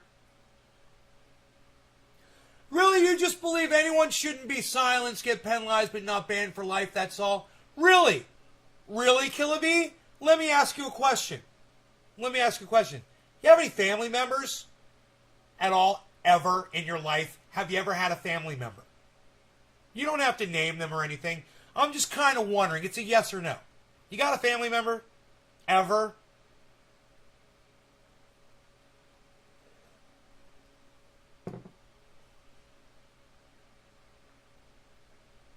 He believes no one should be silenced. Get penalized, but not banned for life. Okay, you got a family member. Let's assume, Killer B, that you love them. Okay? Like I love my mother, my father, my sister. All right, let's just say you love this family member. We're using it as an example. Oh, no. I'm going to make a fucking point here. Pay attention. All right, see if you can ride along with me here for a second. Your family member is getting harassed by someone on a social media platform. They get penalized, blocked, banned, whatever. They come back. They do it again. They get blocked. They come back. They do it again. You see what I'm getting at here, bro? It's your family member.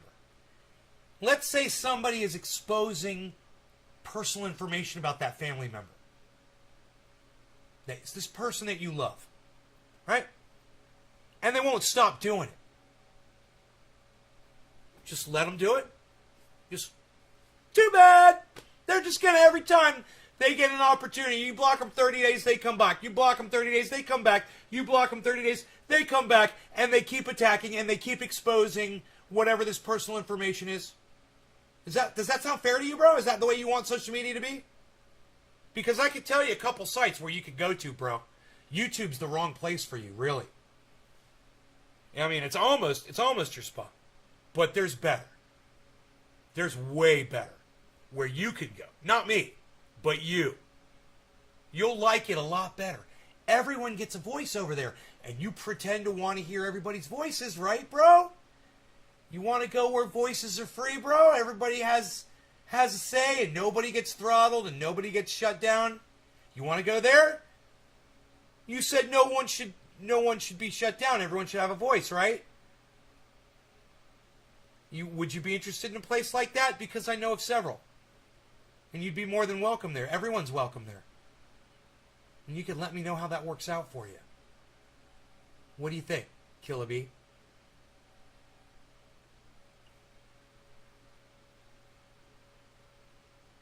I love talking about freedom of speech. I love talking about First Amendment.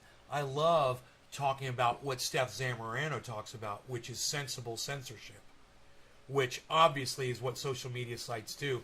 And if they didn't have it, I wouldn't be here for several reasons. You know, one of them being that I don't want to be exposed to some of the garbage that other people want to put out there that luckily the social media sites throttle for me, so I don't have to be exposed to it. I've got an impressionable young mind. What can I say? I like sensible censorship. Unlike Killa B TV, who wants no censorship ever. Doesn't want to answer me. Still waiting for your response, bro. Can't wait to hear it.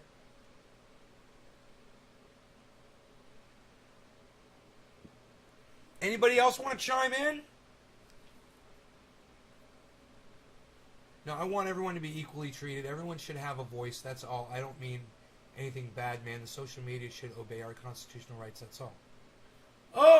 Oh, so there's hate speech in you know, the Constitution. You know, we've got hate speech. Depending on where you are in the country, I believe. I don't know if it's federal. There might be federal hate speech laws. Let me find out. Because then, if there are, then that's what you want on social media, bro. Right?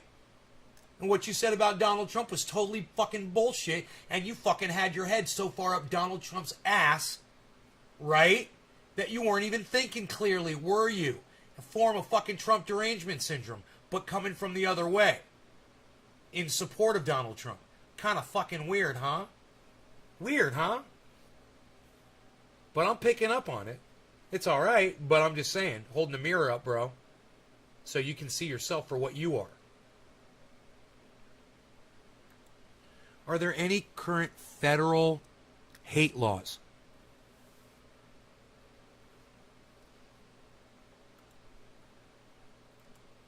Current federal hate crime laws. The Violent Crime Control... According to Wikipedia, Section 994 Note Sec. 280,003 requires the United States Sentencing Commission to increase the penalties for hate crimes committed on the basis of the actual or perceived race, color, religion, national origin, ethnicity, or gender of any person. Oh, so that's what you want on social media too then, huh?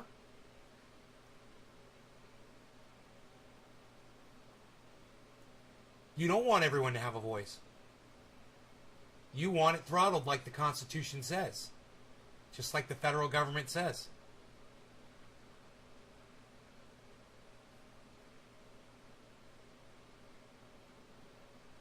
Things like hate speech should not be allowed. Hey man, Donald Trump was putting hate speech out there. Donald Trump was putting hate speech out there. He got tossed. TOS. Terms of service. He got tossed, bro. You should support that shit. You know, and quit acting like you're a fucking unthrottled free speech champion, because you're not. All right, quit talking like you are, because that's how you came off. Okay, you said it, and then you good for you. You backed off of it, and now it looks like you're coming around, and I'm proud of you for that. I'm impressed actually. Now you're saying no, everyone should have a voice. Really? We're back to square one again. So you got a fucking racist hate monger out there, and that's all they're putting on YouTube, and they should have a voice on social media? Somebody that likes killing animals, they should just be able to put that shit up in videos on YouTube and expose you to it with no throttling and nobody watching it, right? Is that what you want, bro?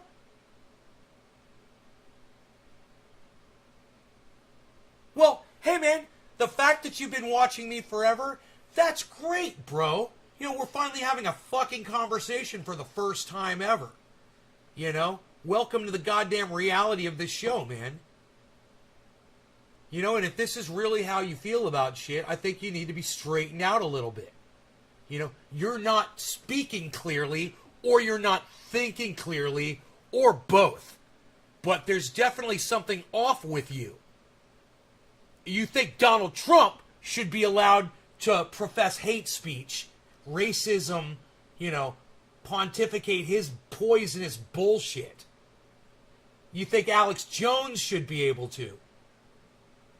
dox motherfuckers and not be removed from social media for it.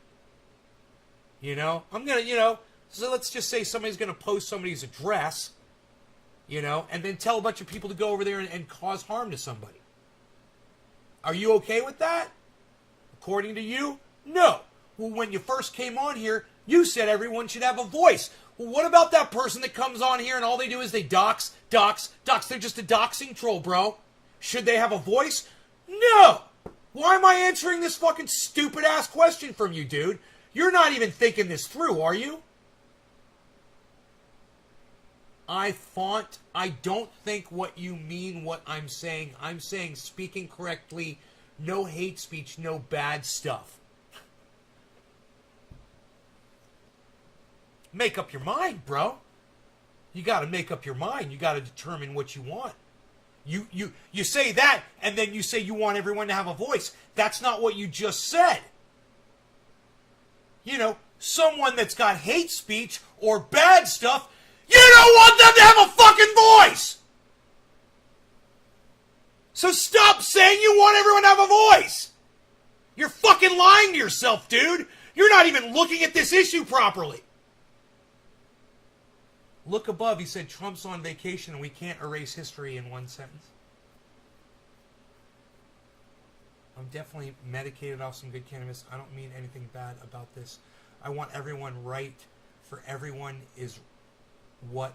I want everyone right for everyone is what I mean. I feel like you're upset with me. I'm sorry, Nay. It's alright, bro. I'm having more fun than I've had since this interview this morning. Ask him what he meant by Dems erasing history. Dude, Democrats... Johnny, do you not think that Democrats are all about controlling the narrative? Do you not think Democrats are going crazy trying to censor people?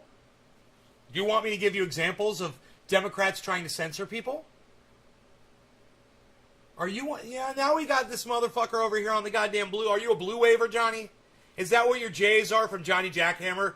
You flip them over. They're blue waves. I got you. Buddy. I'm just fucking with you.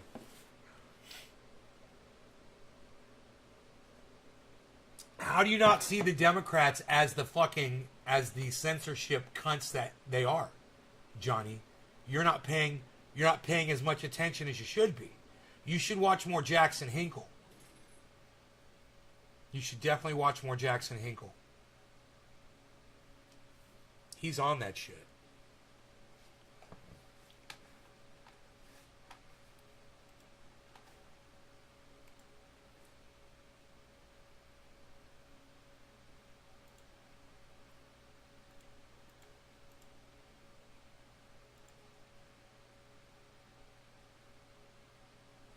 He's live right now. Jackson Hinkle's live. He's talking about Kyle Kalinske.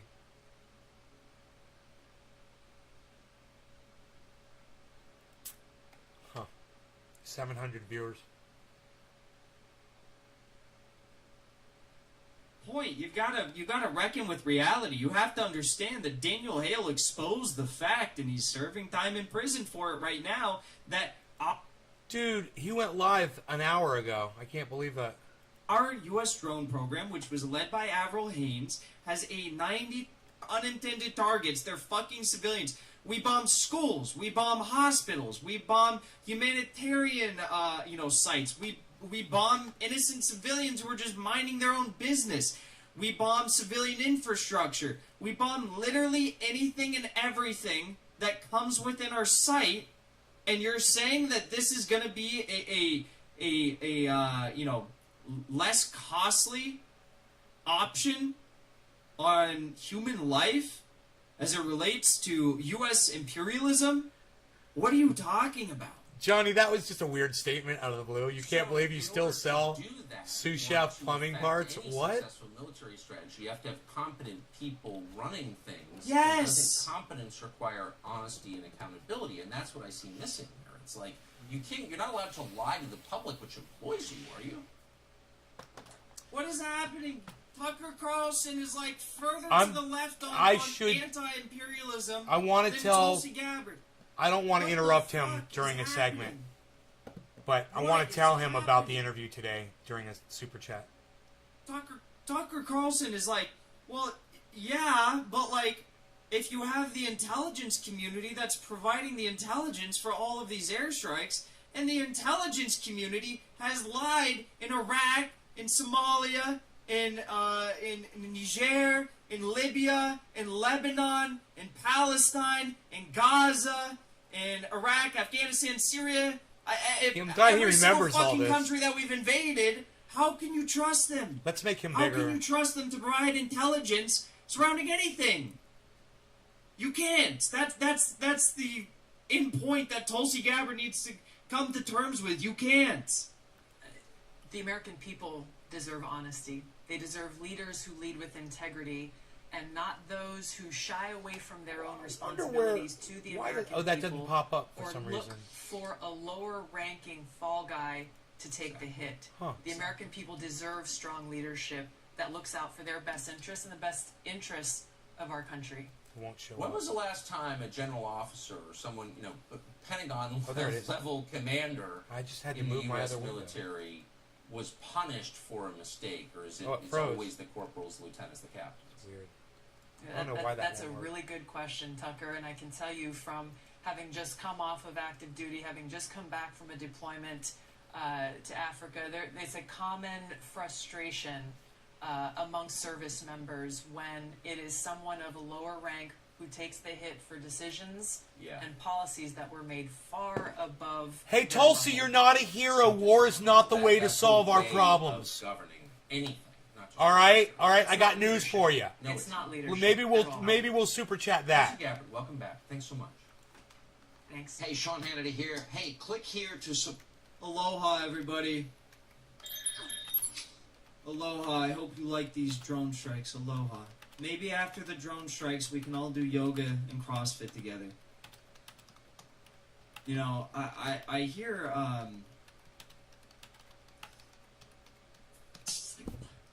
don't even know where to begin with this. Like, I had so much respect for Tulsi. Again, I accidentally had my caps she's lock someone, on. like, I seemed very nice when I met her. But that's like politicians. They're supposed to be nice. They have to be nice. They have to be charismatic. If you're not, you're going to get, thrown aside, and hopefully you have enough money to combat that. Like, for example, Darrell Issa is the most rich member of Congress, and he literally got forced out of his district in CA 49, partially because he was such a prick. No one liked him. But he just has so much money. He carpetbagged down to San Diego County, and he got a new congressional district down there. But, like, God, I feel betrayed. Again, it's like, I donate to these people, I support them, and they continue to sell us out. What is this? What is this? Yeah, drone strikes, sure. That seems like the right move. Let's just take a look here. We know overall 90+% civilian casualty rate with our drones. Let's look at, like, Joe Biden's drones. Super chatting about Tulsi. A lot of liberals argued to me that, well, Joe Biden's drone strikes are going to be different because he cares about some human rights. So that means his drone strikes are going to be different, right? Well, let's break it down. Syria. He's bombed Syria twice. Airstrikes in Syria. They killed civilians in the second airstrike in Syria. In both airstrikes in Syria, they killed PMF members. I believe in the first airstrike in Syria, they actually killed more PMF members than Donald Trump did. What's the PMF? The Popular Mobilization Front or Forces. The PMF happens to be a coalition of fighters that are fighting against ISIS. This supposed Islamist ideology that Tulsi Gabbard claims to oppose, right? But a lot of these fighters in Iraq, in Syria, that make up the PMF, a lot of them actually have, at least in the past, they had a lot of Iranian support, which he also claims is part of this Islamist ideology. Tulsi, it almost seems like there's different factions of Islamist ideology that don't agree with each other. Like he's yelling, man. There's a Shia theocracy in Iran. It's getting my attention. It's not Wahhabis. It's not Woo! Salafi. Love it. It's not Sunni. It's like Go, it's son! completely different.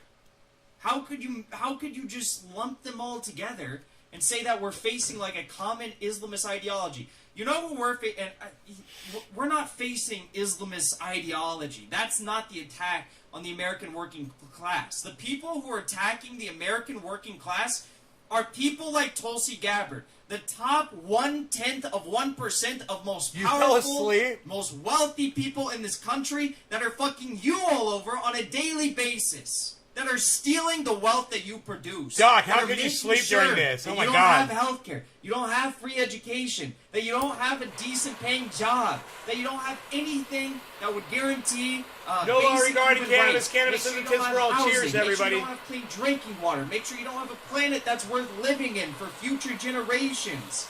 Right? There They won't be any craft future everything generations. to ensure that maximum profits are guaranteed for multinational corporations at the expense of the American working class. Right? That's what they do. That's who we are fighting against. Wonder why That my is who super is chat waging never went a up. war, a class war against the American turned them off. working class and the poor people of this country. But let's continue on. So that's Syria, right? Let's take a look at Somalia. Somalia, Cheers. Joe Biden bombed civilians. Who would have thought? It's not like we have a long record of bombing civilians via drone strikes in Somalia in the past. Oh, right, we do. Let's take a look at, where else has he bombed? Oh, Afghanistan. He launched an airstrike on ISIS-K affiliates in Afghanistan, right? Oh, shucks. Actually, he bombed 10 civilians, one of which was a U.S. interpreter, a family of a U.S. interpreter. They killed a 4-year-old, 2 3-year-olds, and a 2-year-old. They bombed Iraq also. They have no regard for human life. Drone strikes, people who support drone strikes have no regard for human life. And that's why I'm sure most of you watching that video right now were probably as perplexed as Tucker Carlson, of all fucking people, as Tucker Carlson was during that video. It's also worth noting that I'm getting mixed up with my source here, that Tulsi Gabbard didn't say a word about the Israeli, assault on Gaza and Palestine, occupied Palestine, and this recent wave of rocket attacks. She didn't say anything about the ethnic cleansing of Sheikh Jarrah. Didn't say a word about that. She took time off from Twitter during that, and she didn't care to say anything about that. She only comes back to fight the culture war. It seems as though, to me, that Tulsi Gabbard is more consumed with fighting the culture war than fighting against the imperialist wars and fighting the class war. That's why you all watch this show. Because I'm not gonna bullshit you. Sure, I happen to believe that Tulsi in the past was like a nice person to me, but I don't prioritize personal relationships like Kyle Kalinske does above fighting for working class people and people who are being oppressed all across the fucking globe by the imperialists here in the United States. I will never do that. I will never do that. That's why you come here. Alright? God. These people are pissing me off, dude. These people are really pissing me off today. It's like, why is this all like coming to a head today? It's like this is all happening right now, and there's more of it. But thank you to those who sent in super chats. I want to read a few of those. I'm a Phil American. Thank you. Said the missiles were nicer in spirit though. Yeah, they had rainbow flags on them. They're LGBTQ, they, them missiles, right? Micah, thank you for the super chat. Literally replacing our heroes with AI and robots. Nays Garden, thank you for the super chat. Hey, Tulsi, people who think war is the answer are not heroes. Exactly. Michael, thank you again. Michael, thank you. Tulsi has also been Islamophobic and imperialist. I don't know what MLs ever saw in her. She fakes being anti-establishment. I agree. Tegderb Namrog, thank you for the super chat. You said, military indoctrinates them to believe the false dichotomy of drone strikes or dead troops. Or we could just leave them the F alone. Exactly. Thank you for the other super chat. You said, even though I never make politicians my heroes, I was still bummed about Major Gabbard, as was I. Fan of fanfics, thank you. You said, amazing, isn't it? They'll tell you that if you vote them and give them your money, they'll have the power, but when they get there, somehow no power. Yeah. Thank you for all the support, everybody. As I mentioned earlier, this stream, we talk about a lot of sensitive issues apparently, so YouTube demonetizes it. Appreciate the support. If you're watching, be sure to drop a like. It does help us boost in the YouTube algorithm. And yeah, we're going to get into another story here in a second. Hope you're all having a good day, despite like all this fucking shitty news. This is why they say don't meet your heroes. Margot Schultz, thank you for the super chat. I appreciate that. Thank you. Did he not read mine yet? Zainab Day says Bernie. Bernie says Biden is my friend. Joe Manchin is my friend. Yeah. Like, did you see, I did a segment on it. Did you see Faz Shakur go out on Crystal Kyle and Friends and say, like, Biden is a politician of a generation that we're losing. He's truly a politician that can be pushed to the left. Edible chocolate. And stays true to what he says he's going to do. It's like, what? This is why no one around Bernie told him, like, maybe you shouldn't be campaigning against literal, like, chief warmonger corporatist Joe Biden and say, Joe Biden is my friend. He's a good guy. I think he'll make a great president of the United States. I think he will beat Donald Trump. I do think he will beat Donald Trump. Like, maybe you shouldn't say that if you're running against him, Bernie. Thank you, Steven Palazzolo, for the super chat. I appreciate that. Thank you. Okay. Steve. So let's get into this next story. What do we want to watch? Steven Palazzolo. Sounds familiar. Neil Palazzolo. Okay. Let's. Hi, Shelly. I'm glad you're here too. So, God, where do I even begin with this? This ties into the whole fucking Kyle Kalinske thing as well. It really does. I guess he never read my super chat, man. You know, I've gotten a lot of heat in the past over calling out the Justice Democrats' support for Israel. I've gotten a lot of heat. People like Dave Weigel have come at me. People like what's that Justice Democrat guy? What's his name? Waleed Shahid. He's Democratic strategist. He at Justice Democrats, former advisor or something for AOC, Jamal Bowman, Bernie Sanders. It looks like all these people come at me for my comments on the Justice Democrats as they relate to Israel. You want to know why? It's because I'm right. It's because I'm just so fucking right, and it hurts them. Because the truth hurts when you're propping it up and you're selling it to people, and you're telling them, you're like, you know, this is a gourmet piece of chocolate fondue, and really, it's not a gourmet piece of chocolate fondue that you're selling them. It's a steaming pile of shit served on a very nice plate, right? It looks great. It's like fine china that you're serving a steaming pile of shit on to the working class of this country, and you're like, eat it. Eat it. Why won't you eat it? And then you have someone like me that comes in, and I say, Waleed, Dave, they don't want to eat your steaming pile of shit because it's a steaming pile of shit, and you're telling them it's chocolate fondue, you know? So let's take a look at this, because there's a new story surrounding the Justice Democrats in Israel that I want to show all of you, right?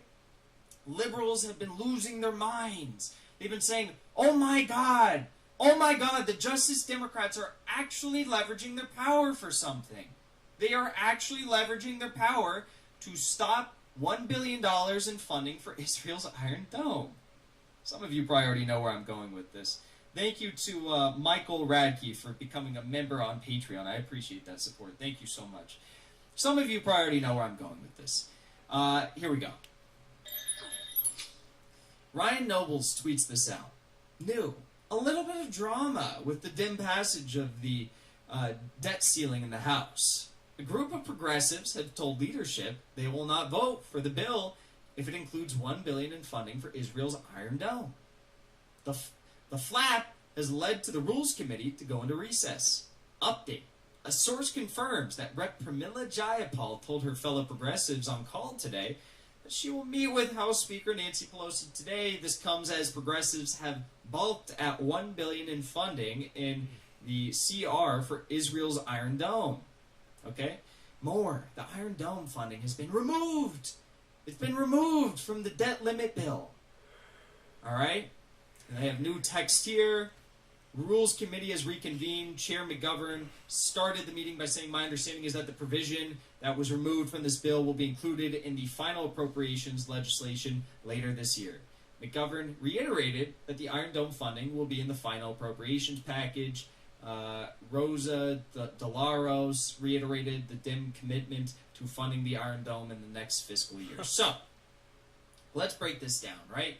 You have all of these liberals and that are losing their minds over this. You have progressives who are out there saying, like, bravo, they fucking shut down the $1 billion in funding for the Iron Dome, which is like the missile defense system for Israel that, I might add, hasn't been defending them from all of, Hamas's missiles as of late. They've been getting a number through. They have increased capabilities with their missile systems. They've been learning a thing or two. Anyways, so there's like all this controversy. It's been trending, oddly enough, on Twitter for like a minute and a half. I feel like the past like day and a half it's been trending all over Twitter. Like Twitter really wants people to see that the Squad is blocking this $1 billion in funding for the Iron Dome. They don't put the part in the top tweets that the top Democrats on these committees are committing to passing a $1 billion funding of the Iron Dome in the next fiscal year's appropriation bill, right? They don't say that. But let's just take it at its face, right? Let's just say for now, the Squad has blocked $1 billion in funding for the Iron Dome, right? Let's just say that. Give me 1 second here. I need to pull one thing up.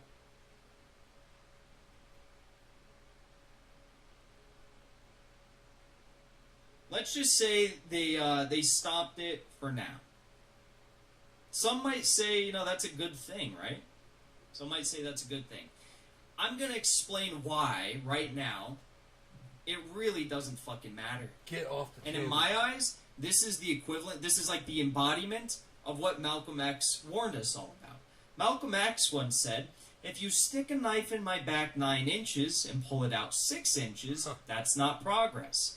If you pull it all the way out, that's not progress either.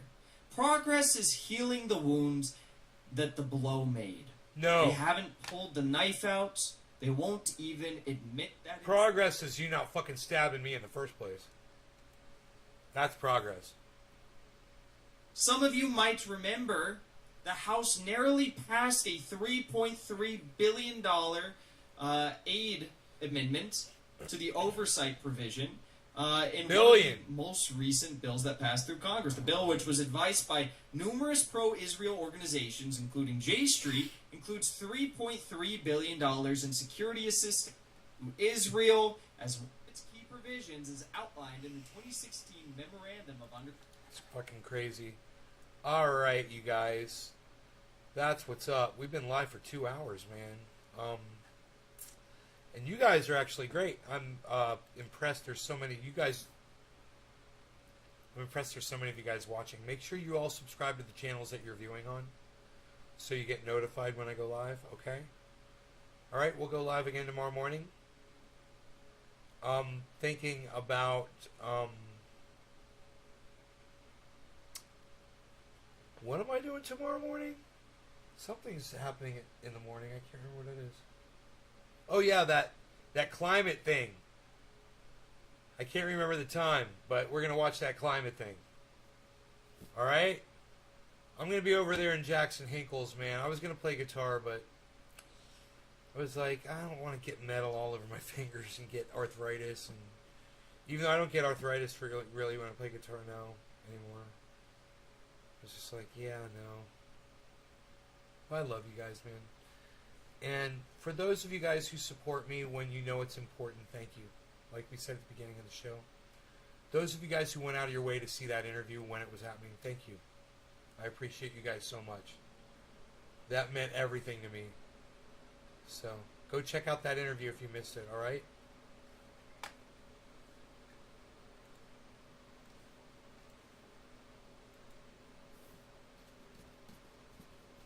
Oh, thanks, Dave.